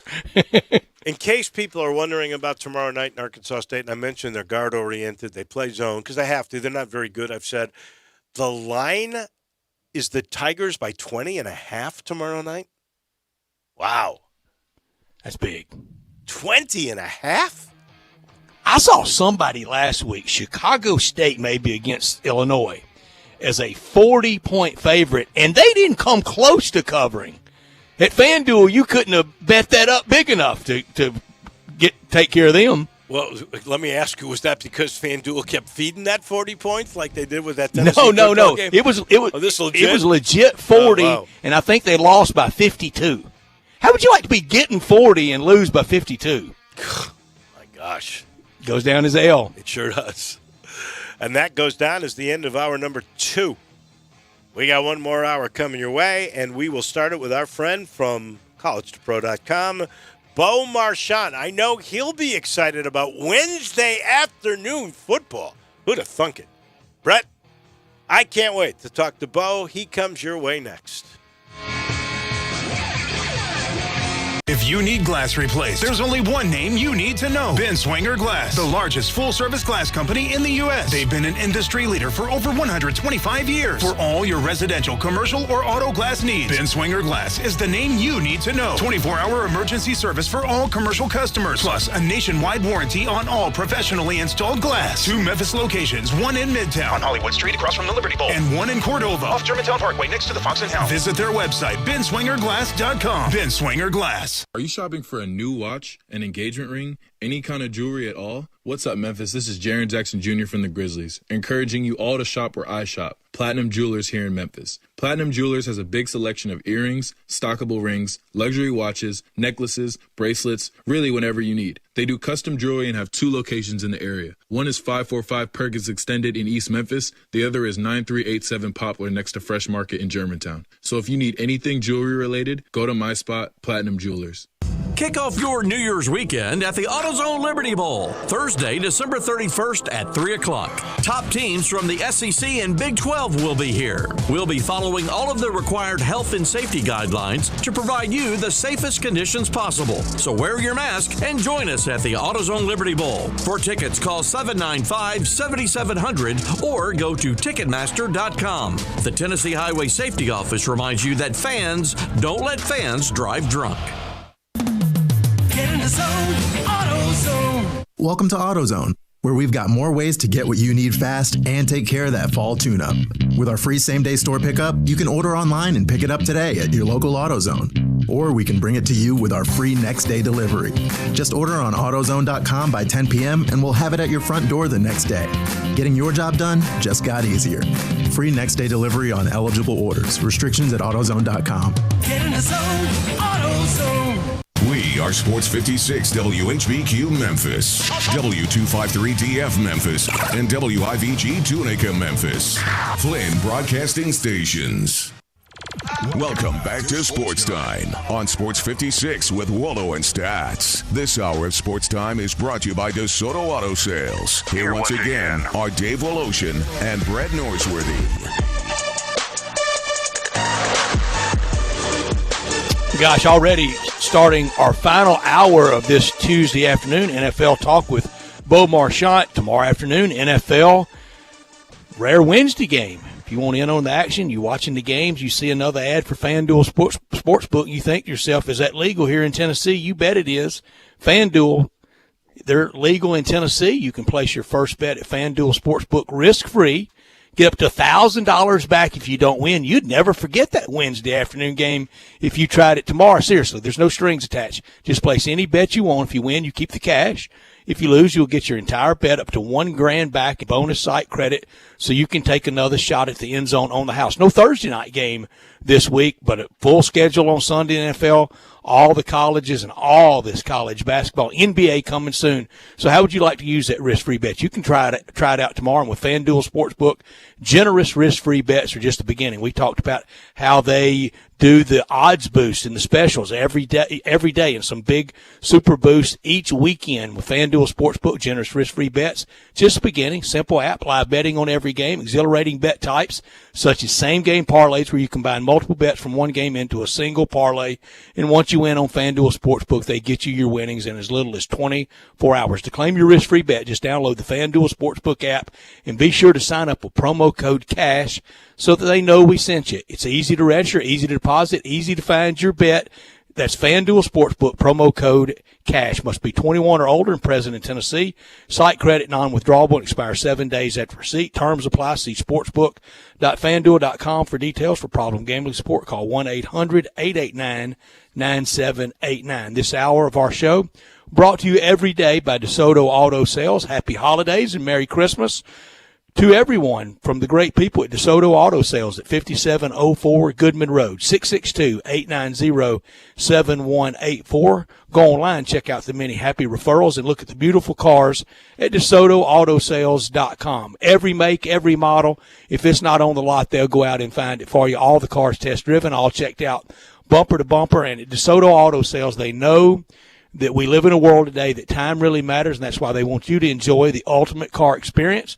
Walk in within 45 minutes, test drive your car, credit approved, paperwork completed, and you're gone in time to do it over your lunch hour or right now or immediately after work at DeSoto Auto Sales at 5704 Goodman Road, 662-890-7184. Come on down to DeSoto County for that town and country experience at DeSoto Auto Sales. Brett, a couple of quick tidbits before Bo Marchant joins us from collegetopro.com. We talk NFL. This has just been tweeted out from Dr. David M. Rudd. This month, we received the largest single academic gift in our history at $5 million from the Hilliard Cruz and Cruz Family Foundation to the Cruz School of Accountancy. Wow. What a generous gift. In these times, do that. And I have always liked this guy because he has a unique and I think great style because it is communication, and that's what news people are supposed to be able to do. And Mike Matthews at Local 24 has just tweeted out, less than 30 days left in a career that's lasted more than 43 years. And I only got fired 3 times. I love him. In broadcasting, that's pretty good. I agree with you, Mike. That is really good. I don't know him, but I've always loved his career. I don't know him. I've never met him, but what a great reporter. And I mean, just old fashioned, not going to rest, and he's going to get the story. Yeah, no, he is old school. I've watched him for a long time. I have met him a few times. I think he's incredible. You know, you've got to be yourself, right? You have to have your own style, your own niche. He absolutely did that, and he lived it that way for 43 years. What a great career. I'm sad he's leaving. And compelling TV, Dave, if you're channel surfing, you stop on him. Oh, yeah, you do, because it is a unique style, that is for certain. So, and when we talk about unique styles, so does Bo Marchant from college to pro.com. And I know you can't wait for that once every generational 3 o'clock Wednesday afternoon football game. I tell you what, I mean, it is definitely something I can say. I'll be, God willing, I will be there tomorrow. And it was funny. You remember last week we were talking, and I didn't think I was going to be at the game Thursday night, Thanksgiving, because of COVID. And lo and behold, they moved to Sunday, which put me back in the clear. And then they postponed it to Tuesday. And then obviously, it should happen tomorrow at 3:40. But yeah, hopefully the game goes on. Drew asked me right before I came on about if the Ravens have left yet. I do not know. I know last night at this point they were unclear, and they actually had no information on when they were going to leave. I'm sure from last night till today that's obviously changed, but I do not know if the Ravens have already left. I know the weather's bad here in the Northeast, or at least Eastern Ohio, Western Pennsylvania. We got that big snowstorm going on right now. So do you, man? It was shut down the whole world here. I saw 2 flakes yesterday and thought bridges and overpasses were in danger.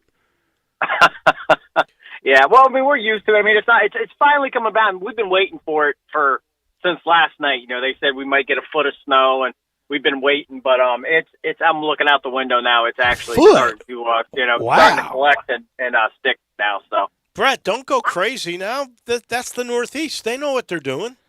Man, can you imagine if we got a foot here? Oh, well, we're not prepared. Those guys have been there before. They know it. And the Steelers can play in that stuff, for goodness sakes. Come on. And it's great TV when they're playing in it. That's the one thing. I knew, like, when they said that, the game was going to be Tuesday, and, we knew the weather that was coming, I was like, oh, this is going to be a fantastic game to watch. I mean, it's snowfall. It's 2 good teams, and this will be past us by the time tomorrow afternoon arrives. So, there'll be snow outside the stadium, but there probably won't be any on Heinz Field. Well, the truth is, you say 2 good teams. How good is Baltimore really without Lamar Jackson and with 12 other guys not really able to go? I think a healthy Baltimore team is a really good football team. Drew is just like, he is staring holes in me. He's so upset, but he knows I'm right. Drew. He knows I'm right. Poor for Drew. Goodness sake. Poor Drew. I mean, I know you're right. Okay, thank you. It is. Well, I mean, but if looks could kill, I'd be dead. Well, we know this isn't the team that the Ravens want to bring to Heinz Field. They've lost a few games. They definitely want to get back on track, and this is not the recipe for success in terms of what you want the Baltimore Ravens to have when they play the Steelers right now. But nonetheless, like we spoke last week, I just think this is a prideful team. This is a talented team. They're a championship caliber type team. If they go in there and they get roughed house by the Steelers, and we knew it was just they were lacking all Lamar Jackson was that important. But, RG3, we haven't seen him play for a while. We don't know what he's going to bring to the table. And, I think Pittsburgh, maybe they let up. They're not as focused just because of everything going on. And, the Ravens have nothing to lose. I mean, their backs are against the wall. And that's where I kind of think, the dynamics change. I mean, you have an undefeated team in Pittsburgh who, they basically at this point know they're going to win, the AFC North. They're a game ahead of the Chiefs. They have things in their favor. Baltimore's got their back against the wall. This is not a do or die game, but you better believe it's a must win, put it that way. So, I just think it should be a good game. Even if Pittsburgh wins, I still don't think it's going to be a landslide, 34-10 affair. I think it's going to be a close game. I think it's going to be a hard-fought game. And like I said, Baltimore's a well-coached football team. They're not going to be embarrassed. And usually when these two teams play one another, Yeah, even last year. I mean, the Ravens were totally outclassed the Steelers in terms of talent, but both of those games were very close games, and you could argue that Pittsburgh had opportunities. I know the Heinz Field game, they went into overtime and Juju fumbled. Granted, the Ravens made the play to happen, but that's how close, and this was with Duck Hodges and all these mosh posh, misfit guys type, playing the game. So I think it's going to be a good game tomorrow at 3:40. Do you think that the Steelers, Duck amongst Hodges themselves, do you think they ever talk about the 72 Dolphins or running the table at 10-0? There's a lot of football still to be played, but you're 10-0 for goodness sake. I think internally, I think it has to be a little bit of chatter inside. I think if they win tomorrow and they get to 11-0, I think, and then it really starts to build. I don't know what you can say. What's the difference between 10-0 and 11-0? But I just think 11-0, you get past that, one less, 10-digit mark, one more, and it's one, and then you're only looking at 5 more games, and that's when I think the chatter will really start to pick up, and they'll have to start answering those questions about the 72 Dolphins and what's it like, and they're going to downplay it, saying, "Hey, we're on to the next game, and we're just focused on next week." But you guys know, I mean, when there's something important going on in your life, or there's something that important in some terms, and you might not want to publicly. It might not mean a lot to you. It may not be what you care about, but nonetheless, you're going to discuss it. I mean, and granted, if we ask them in a Zoom call, hey, if we ask T.J. Watt, hey, are you discussing, being an undefeated, and he says yes, then we'll blow it up into the, they're talking about rolling the schedule and going undefeated, and so I understand why they try to keep things under wraps and not get too carried away with. But I'm sure. I mean, it's just how can you're 10-0. I mean, only 3 teams have done the perfect season. I mean, in terms of regular season, with the the Giant or the Patriots and the Dolphins. But nonetheless, I mean, it's a heck of a thing. But at the end of the day, it's the only thing I really believe they're worried about right now is if they have another opportunity to play in the Super Bowl. Now, Bo, the easy answer, and it's legit for Mike Tomlin, whenever he gets that first 72 Dolphins question, his answer should be this: we may have to do that to be the 1 seed. Yeah, and it's a tough task. And they might have to do that. And I think that's one of the nice things for Pittsburgh. I just mentioned earlier that they do have a game up on the Chiefs, but they have the division basically in hand. But at the end of the day, knowing that a Chiefs team, and the Chiefs, the way that they're playing, and until somebody knocks them off that championship pedestal that they earned last year, you have to say that they're the defending champs. They're still the top team, and they 9-1, 10-1. I mean, they're fabulous, and maybe it gives a little incentive for Pittsburgh not to lose focus, knowing that if you do slip up, you could lose that number 1 seed. And like we know this year with the playoffs changing, where you actually have a bye week, and if you don't have that number 1 seed, you're still playing another wild card team. It's significant. I think, especially with the way the Steelers have had to deal with COVID, I really think they would. Even their bye weeks weren't planned bye weeks; they were kind of thrown at them, and I do think that might set you off a little bit in terms of. Just like last week, Thanksgiving, you kind of have in the back of your mind how you're going to spend the day. Maybe you're going to celebrate with family on another day, and that's just kind of all out of whack. I think if there's any team out there that would really, love to know that, hey, you know what, just hypothetically, they get that bye week, that first round seed, where they can look ahead and say, hey, you know what, next weekend we're off. We don't have to worry about this, and they can kind of let their minds relax and just kind of refocus. But right now, it's been a crazy, crazy time for them. I talked a little earlier about my scratching my head at Doug Peterson last night, not understanding why he didn't take the field goal to make it a 1-score game, and that backfired when they went on a 4th down and threw a pick. And today, he said he has no assurances from the front office that he will keep his job through the remainder of the season. This is a guy who played for a tie in week number 1, so I can understand that he would be put on the hot seat for sure. I think Adam Gase is probably on the hottest of the hot seats. Won a Super Bowl 3 years ago. I know he did, but he's made some really questionable decisions. I don't know what is going through his mind. Do you think? I think he's earned the hot seat, even though he did win a Super Bowl 3 years ago, because time moves quickly, Bo.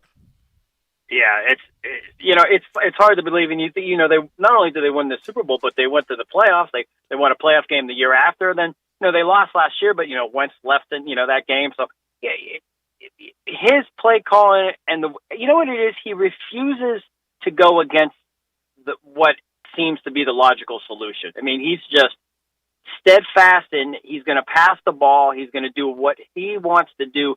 Even if everyone there's nobody in the stadiums, but everyone watching, everyone viewing it says, you know what, hey, this is what you should do. And he goes against that decision. And, I don't know where it stems from. I don't know why he's doing these things. And, you think of a Super Bowl coach a few years moved from a title.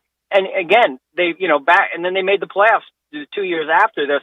I don't see them getting rid of Peterson. And the Wentz talk, I call it the perfect storm for failure in Philadelphia. You start with the GM and Ross Huffman, and they didn't. They've been using Peters. They have not addressed the line. Each time they could have went out, you always hear their names involved in bringing in free agent additions in terms of wide receiver, or making trades, bringing that hot receiver name in. They never did that. And then you look at Peterson.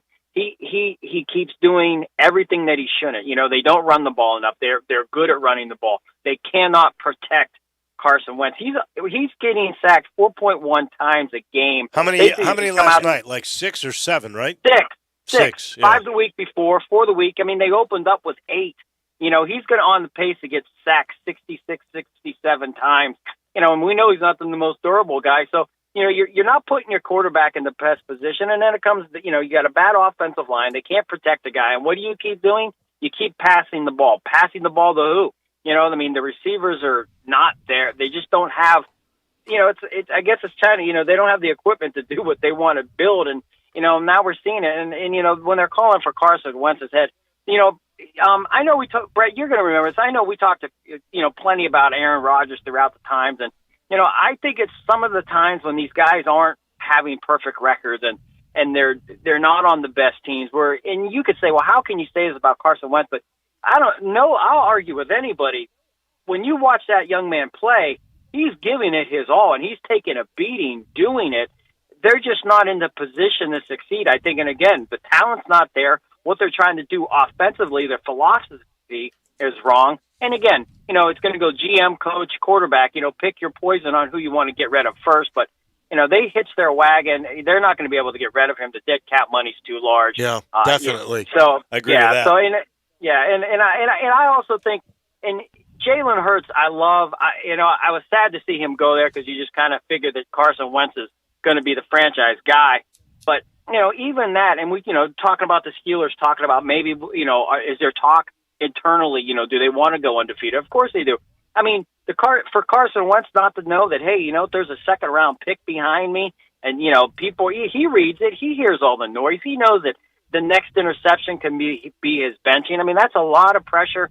The team's bad, offensively, I should say the team's bad. I mean, that defense, division's bad, valiant effort. Go back and look. I mean, the Philadelphia Eagles, even when they played the Steelers in Heinz Field, they were in that game. I think they lost by 10, but it was a late touchdown by the Steelers.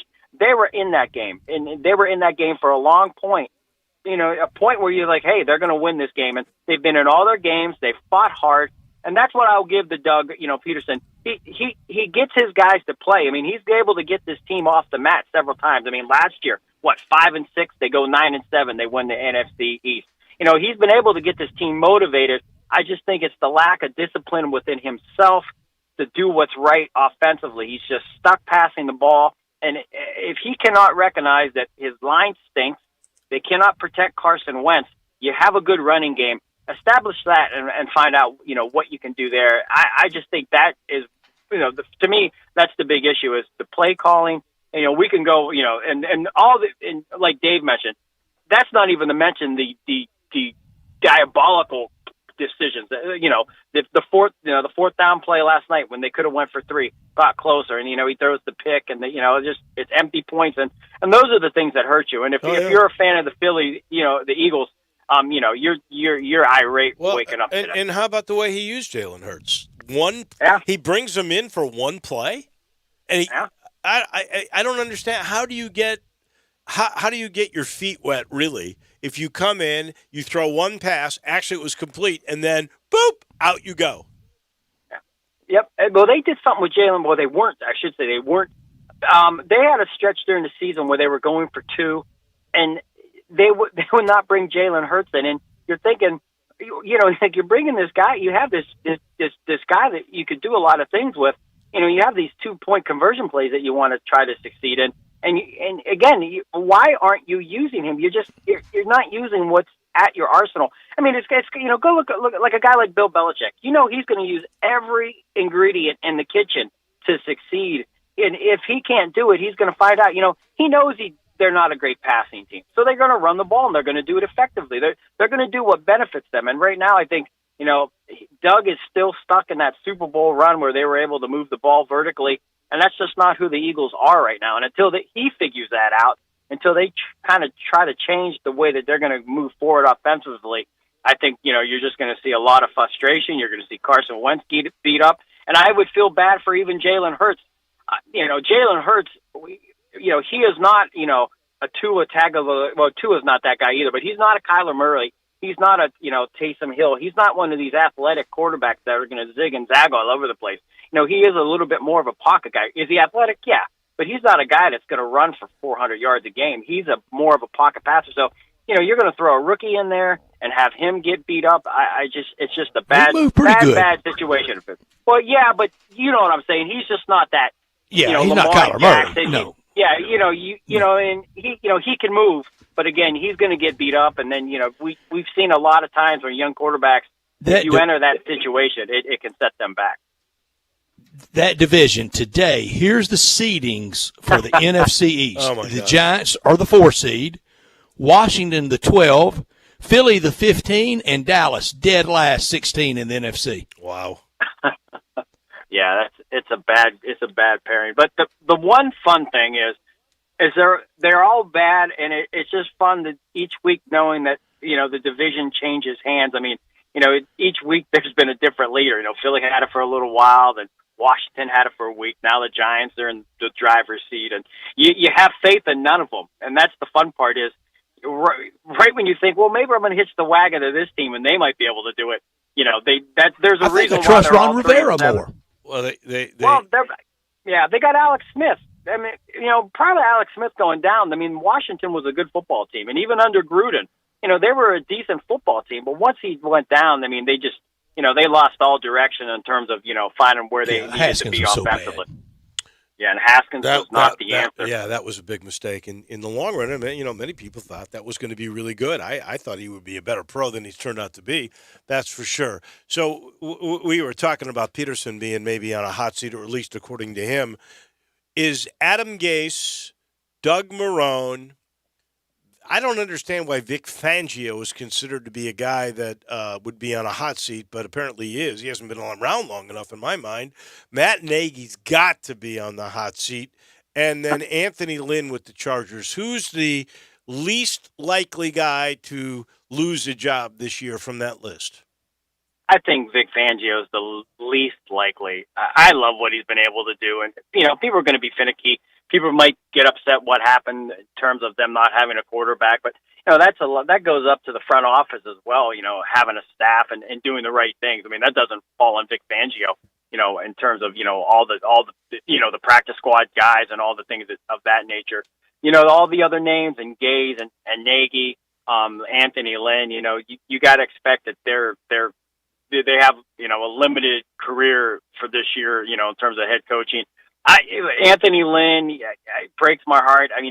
Watching the Chargers play last year, and I was able to sneak into the press conference, and just his, you hear a lot of coaches come up to the podium and express how they feel about the game or how the game went, and at least what I got from him was like, man, this is a guy that you can really rally around. And I was like, I'm excited to see where he can go, but he's been bad. I mean, what Doug Peterson has done in Philadelphia, I think Anthony Lynn has topped him in terms of, bad decisions and the things he's been able to do, that aren't good for the Los Angeles Chargers. But all those guys, Gaze, you know what I think of him. I don't know. I don't know how he should be the first guy to go, really, even though, what is this? I would think This is just his second year, right? I mean, he hasn't been around very long either. Yeah, but, when you're, and that goes, I mean, there's a lot of pieces. I mean, we can't we could blame him, but, you have to have the talent. You have to have, but, I mean, these coaches, GMs are, I think it's changed even the way GMs, I mean, they're really there to help coaches. And that people are like, what's the GM been able to do since dawn of time? But I think even more now, I mean, the GM is really, really the right-hand man of the coach to give them exactly what they need to succeed. And Adam Gase has a good pulse on that. We've seen, some of the things that New York has done. He's got a lot of power in that organization to, get things to go his way. But, the results aren't there, and then you can look up, they got rid of Robbie Anderson. He goes to, they didn't re-sign him in free agency. And then they bring in Brashard Perryman, who has never been able to pan out. He was involved. So, it takes a combination of everybody to be that bad. But, the Jets are just lifeless. The offense is bad. And, you've seen no growth in Sam Darnold. You've seen no growth in, the offense in general. They got rid of Le'Veon Bell. I mean, he was supposed to be the guy that was going to come in and help. They never utilized him. So it's, it's just not a successful way to do things. And at the end of the day, if he's still around, this time, just say even, when the combine starts in February, if he's still the head coach of the Jets, I'd be shocked. And I'd be shocked if Lynn returns. I'd be shocked if Nagy returns. Gaze, I think all those guys will be gone. He is our friend, Bo Marchant, collegetopro.com. Thank you. Enjoy the Wednesday afternoon football game, and we will talk to you next week. Yep. Stay safe, gentlemen. You too. That is Bo Marchant, collegetopro.com, brought to you in part by the good folks at Homer Skelton Hyundai and Genesis of Olive Branch. The 2020 Genesis. I had one. What a car. And they're trying to make way for the 2021 G70s to come in. And how do you do that? Well, you make it real affordable to get a 2020 G70. And I can tell you, this is the fastest car, the highest performing car I've ever owned. And I've owned a bunch of cars over the years. And right now, it's affordable because they've lowered the price, and they're giving you the option of 0% financing for 72 months on a couple of these G70s. Even the new 2021s, there will be an option for 0% financing up to 60 months. You got to go see Vincent Gerard. He's the new guy over the Genesis cars at Homer Skelton Hyundai and Genesis of Olive Branch. And I'm going to tell you, these cars are amazing, including the SUV, which I'm told by the end of the week will be on the lot. You got to see this marvel. Many liken it to a $300,000 luxury car. It'll be in the $50,000 to $70,000 range. You will go crazy for this new SUV, the way we go crazy for the Hyundai product. Safe this car in 2020, tied with another company for the number of safety pick cars. Well, it just starts there. You get a warranty, a lifetime limited powertrain warranty, every new Hyundai, every new Genesis car. And now they've upped the bar for the way service should be. If you get a Genesis car, they deliver it to you. And every new car, every Hyundai, every Genesis gets a 3-year, 36,000-mile free maintenance package. Please go see what I'm talking about. Get on Lamar into Mississippi. Turn left at the very first exit. That's Craft Road. And go see my guys. That's Chris True and all the gang at Homer Skelton Hyundai and Genesis of Olive Branch. When we come back, we'll talk NBA. It's starting up this week. Nobody better than the original beat writer. That would be Ron Tillery, and he comes your way in a minute. Get happy with Sports 56 Happy Hour with Johnny Radio. Weekday afternoons from 1 to 3 on Sports 56, 98.5, and 96.1. James Davis is one of those stores that just says Memphis. It's an original. The finest men's clothing in Memphis can be found in the Laurelwood Shopping Center at James Davis. Let's start with the Stance custom fitting system. This is relatively new. You can only find it at James Davis Men's Store, and it's where you walk through the door. You're going to take 3 quick measurements, about 15 seconds, and then about a week later, you're going to get the perfect fitting shirt. I mean, in the neck where you can tie your ties comfortably, all kinds of colors, all kinds of fabrics. The same thing with pants. A couple of measurements. A week later, you've got a perfect fitting in the waist, in the leg, pair of pants that makes you feel good. And they still have the great Paul Battenley suit deal. 2 for $7.95. You look great on Zoom calls. Sweaters and pullovers, perfect for eating outside. The best place to go for men's clothing in Memphis. It's simple. James Davis Men's Store in the Laurelwood Shopping Center. Looking for some action? Sports gambling is legal in Tennessee. Action247.com. Local, legal. A sportsbook by Tennesseans, for Tennesseans. Go to Action247.com. Register and place your bets. Are you a sharp or a first-time bettor? Action247 has you covered. Visit us online at Action247.com. Local, legal. Action247. You got action. Problem gambling? Call 1-800-889-9789. Brian Smith, we love the one and only Lexus dealership in Memphis. Thanks, Stats. The fall months are always the best time to shop for both new and pre-owned cars. We're right in the middle of model year end change. The 2020s have got to go to make room for the new 2021 models, and we continue to trade for the best pre-owned cars in the city, all makes and models. Service is one of y'all's hallmarks. Our award-winning service department is adhering to all socially distanced safety precautions. You can experience amazing at Lexus of Memphis at 2600 Ridgeway and online at lexusofmemphis.com. Welcome back to Sports Time on Sports 56 with Wallo and Stats. This hour of Sports Time is brought to you by DeSoto Auto Sales. Here once again are Dave Woloshin and Brett Norsworthy.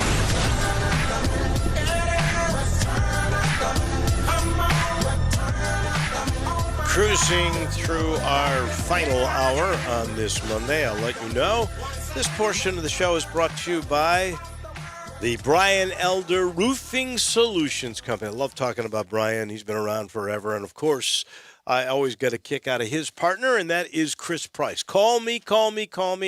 They are both all about trying to help people out and giving them the best deals possible, especially if there's any kind of crisis. And roofing can be an essential emergency service if you don't take precautions. And I mean that. You very easily go take a look at your roof. See if there's any shingles that are out of place. Then call them. Call Chris Price. Call Brian Elder. Let them come out and take a look. If there's any issues, they will call the insurance company for you. They're not going to fix anything that is not in need of being fixed. They're not going to replace a roof. If it doesn't need to, they will work with you. Now, look, they could do this with the latest technology and equipment.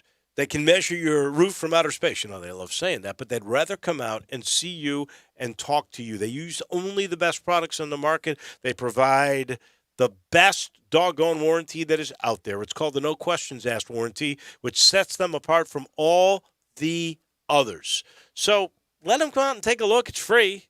And then let them make sure you're in good shape. You don't want an emergency with your roof. Be proactive. Get the free consultation by calling 867-0303. That's 901-867-0303 for Brian Elder Roofing Solutions. Always a fun time when we bring in the original beat writer of the Memphis Grizzlies from the south side of Chicago, the one, the only, Ron Tillery. And Ron Tillery, your friend David Aldridge today ranked the off-season front offices and their moves from last year to this year. And the Memphis Grizzlies were 29 out of 30. Now, David Aldridge, who I think we all respect, David Aldridge had a caveat that they had done much of their legwork the year before. But 29 out of 30, what's your take on that? Good afternoon. Well, you know, hey, guys, good to hear you guys again, and happy holidays, and hope the Thanksgiving went well. It did. Yes, sir. You too. But what I would say about that is that's just a natural ranking, because I don't think anybody with any kind of NBA savvy thought that the Grizzlies would have a great offseason. They didn't have any flexibility. And so I think 29 is just, where they fell because they didn't have any room to do anything, and so that's how I look at it, Yeah. I don't think it's a real grade so much as, this is part of what their plan was. Ron, I look at it for the Grizzlies this year. I think they have an opportunity to, when we're not going to have real fans this year, real crowds, use this year as best they can with their own media outlet and others that they have naturally earned great relationships with to really publicize the young part of this team. So when we do get back to real fans in 21 and 22, that will be year 21. This year is year 20 for the Grizzlies. Year 21. Again, they've got their whole marketing operation. If they can do this much better than I can, but almost relaunch it then as the start of the next 20 in Memphis and really come out kind of gangbusters for next year. This year, a little bit of a throwaway. I agree with that sentiment because the reality is they got really lucky when they were able to draft Jaren Jackson, and they got extremely lucky when they hit the Powerball and they were able to draft Dra. And so they have to ride that out. And so everything else is gravy. But you have to have patience for the process, and the process now is to put the right pieces around these guys and entice them to stay, because, as you talk about moving forward, you got to make sure that these guys are part of your organization for a long time. And so, yeah, this definitely was a throwaway offseason because, again, they only had the mid-level exception. The priority was keeping DeAnthony Melton, yeah, and who were you going to go get? And they had the 40th pick in the draft. And now they did move up, but it just wasn't an off season where you were going to make some dynamic moves to keep up with the Phoenixes and the Portland and the Denvers, and the Utahs of the world, and Golden State's coming back. It just wasn't that type of off season. So Dr. Fauci says we probably won't have full stadiums again until next September. So that means you're never going to get close, really, to any kind of full NBA stadiums. Can the Grizzlies, can the league really? I guess the television money is lucrative enough, but what does that do with salary caps? How does this affect really kind of budgets? Well, it all depends on the ownership. Michael Heisey, and I think people don't give him enough credit or recognize the fact that he spent luxury tax money because he wanted to win, and so it all depends on what the owner wants to do. If you want to win, you'll pay to win. Those first three teams, and I'm going to give you the example, those first three teams that made the playoffs, that never won a playoff game, those were luxury tax teams. The Pau Gasol teams, and so, when you talk about budget, Robert Perry is a multi-billionaire. Does he want to spend it to win or not? Fair enough. That's the one here in Memphis. We've been patient enough. When you get to that point, you better go for it. Yeah, because here's the thing. Like, even when I was in the media, I always felt like it was ridiculous for fans to count the owner's money. Like, really? These teams are toys. They're multi-billionaires, and these teams are toys. Like, so why am I counting their money? Why am I all into their budget? Either they want to win or they don't want to win it, or they don't want to win. So, the thing about it is, you got to spend wisely, obviously, but you also got to spend, and that's the name of the game. Look, I mean, the Lakers are a family-owned business. They are, in NBA circles, a small business operation because they're not billionaires, but they're spending what it takes to have the talent to win or to compete. And it's rolling in, too. Well, yeah, but he's right. They don't have the pockets of the guy that is their partner in town. Dr. Jerry was no more a medical doctor than any of us. No, but he was like a doctor of theory. But Steve Ballmer is He's got it. Is a lot richer than the Buss family. He can buy every team. Oh yeah. And when you look at them and you just want to put it into context of real life, they are the small business owners in the NBA. and yet, they're doing what it takes. Yeah, most of their money was made off the Lakers, and one of the business decisions of all time, I bet Jack Kent Cooke would like to have back, sold them to Dr. Jerry Buss and group for $12 million. Oh yeah, I mean, and you can go on and on. I mean, the guy that owned the Sonics before Schultz. Before Schultz, yeah, exactly. That's the name I was trying to come up with. I mean, he bought them for like $8 million, $10 million. So no. The reality is when you go back to Memphis, Robert Perry is going to have to find a way to entice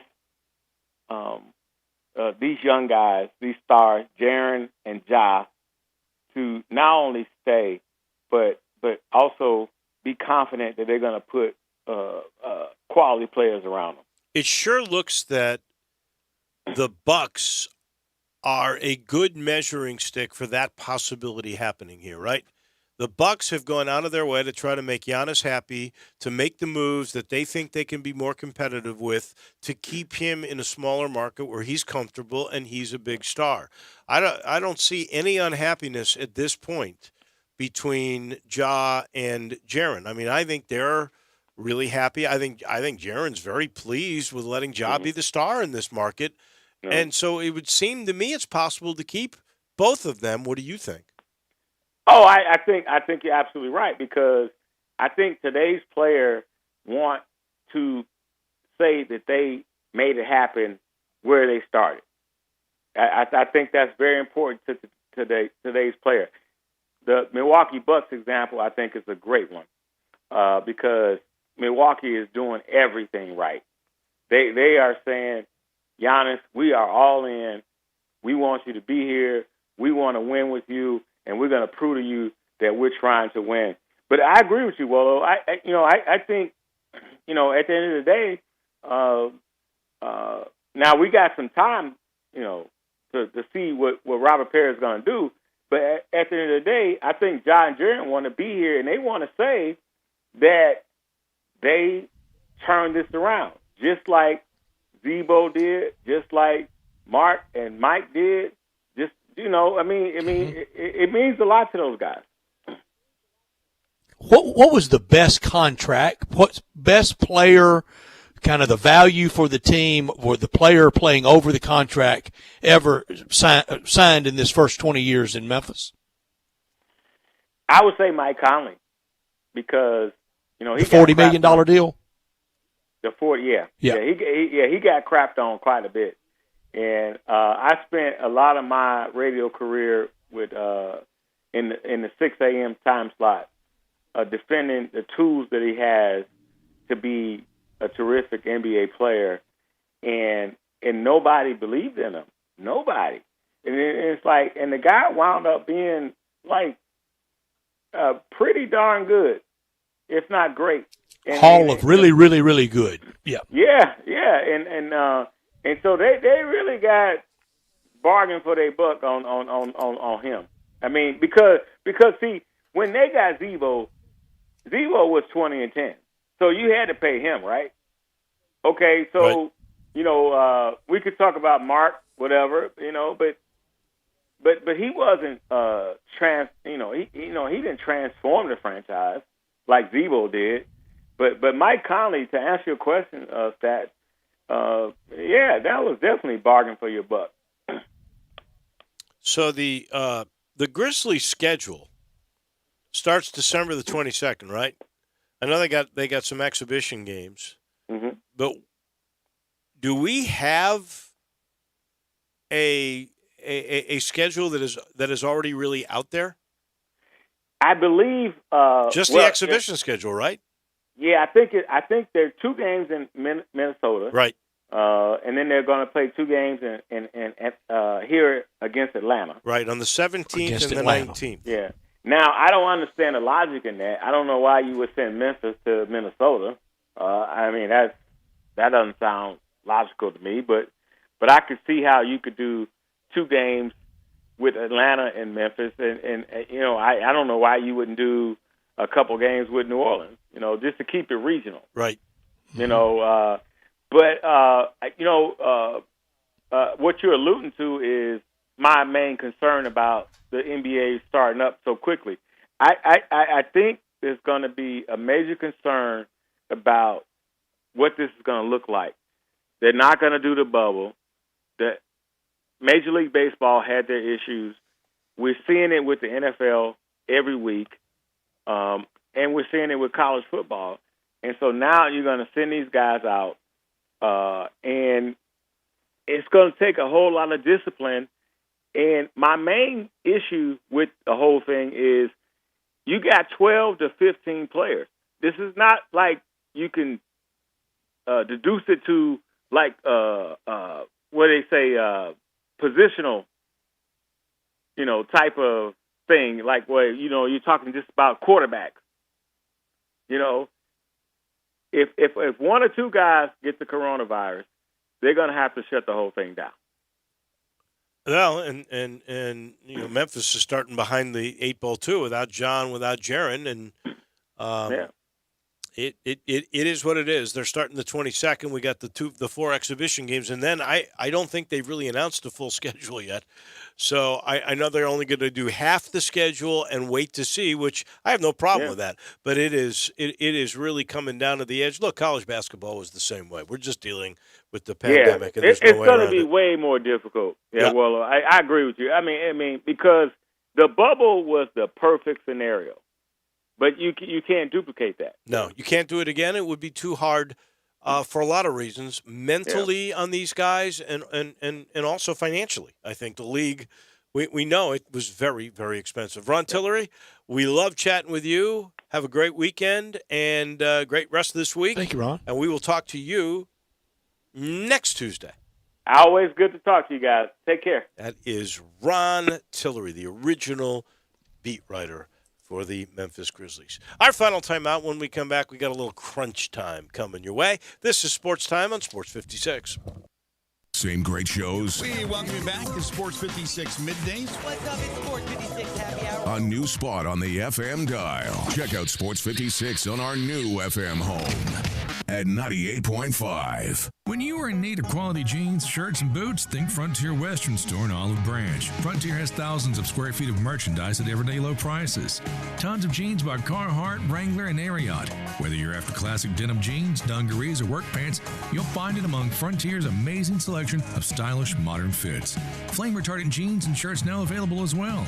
Colder weather is on the way and Frontier is prepared with overalls, coats, and fleece jackets. Hundreds of jackets and coats in stock by Ariat. Inventory may be scarce this year, so come in today to grab yours while it's in stock. Don't forget the boots. Frontier boasts dozens and dozens of styles of boots. Work, dress, or play, come try on all the latest boot trends, as well as proven classics, Ariat, Durango, Dan Post, and many, many more. You are guaranteed to find your next favorite pair at Frontier. Frontier Western Store, 5880 Goodman Road in Olive Branch, or shop online 24/7 at frontierwesternstore.com. Family owned and operated since 1967. At Fisher Investments, we do things differently, and other money managers don't understand why. because our way works great for us. But it may not work for your clients. That's why Fisher Investments is a fiduciary obligated to put clients first. It's the highest standard for a financial advisor. So, what do you provide? Cookie cutter portfolios like the rest of us? No cookie cutter portfolios here. Fisher Investments tailors portfolios to meet each client's goals and needs. But you do sell investments that earn you high commissions, right? And make commissions when you make trades for your clients? No, Fisher Investments doesn't sell any commission investment products, and we never earn commissions on trades. So what's in it for you? Fisher Investments fees are structured so we do better when our clients do better. When it comes to helping clients achieve a comfortable retirement, we're clearly different. Visit FisherInvestments.com to find out why investors like you switch to us. Fisher Investments, clearly different money management. Investments in securities involve the risk of loss. 3 touchdowns in 2 weekends. Wow. Sheldon Rosengarten with Mark's Ben Store Freeloaders doesn't let the fall football season slow him down. People often say, when you want the job done, call Sheldon. Recently, he was about to put a home on the market in Germantown, but sold it the day before. The following weekend, he listed 2 on Friday, and the one in East Memphis had 3 offers by Saturday night, and the other one in Cordoba had 4 offers by Sunday evening. Is the real estate market that good? It can be. There's no seasonal slowdown during football season when Sheldon is your quarterback. If you or someone you know is thinking of selling their home, before you draft a quarterback, make sure and have tryouts with 2 to 3, and let Sheldon run his pass pattern for you. You can reach Sheldon at 682-1868 or MemphisRelocate.com. Do it now. That's Sheldon Rosengarten at 682-1868 or MemphisRelocate.com.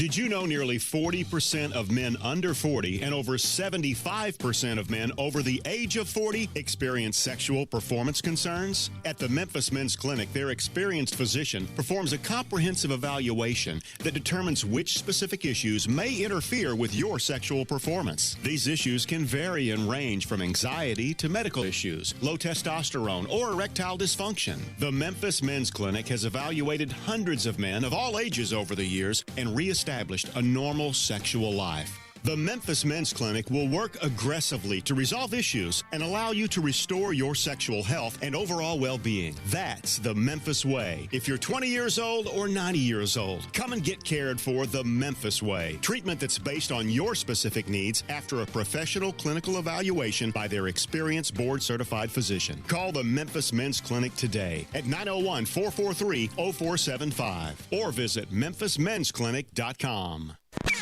Welcome back to Sports Time on Sports 56 with Wallo and Stats. This hour of Sports Time is brought to you by DeSoto Auto Sales. Here once again are Dave Wolosian and Brad Norsworthy.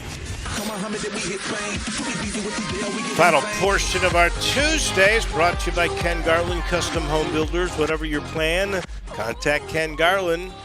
He knows it's a big decision you're making. That's why he works closely with all of his clients.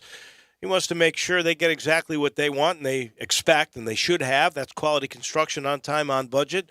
And that's what he and his dad for 2 generations, Ken Garland Home Builders, well, they've been building and renovating. Renovation with innovation, I call it. Fine homes all across the Mid-South. You want to get California kitchens. You want the closets, I should say. You want the island in the kitchen.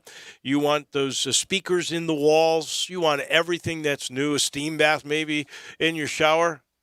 Ken knows he can do it. I promise you.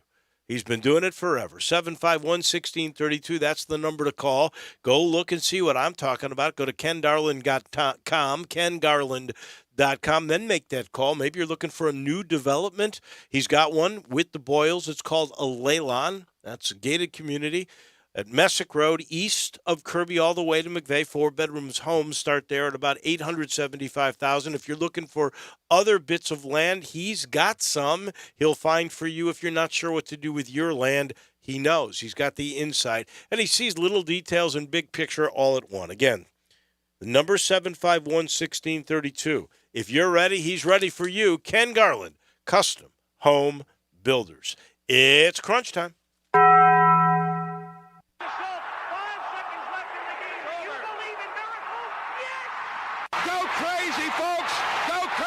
This is for all the biggest crunch time. You are looking live. In your life have you seen anything like that? Goodbye!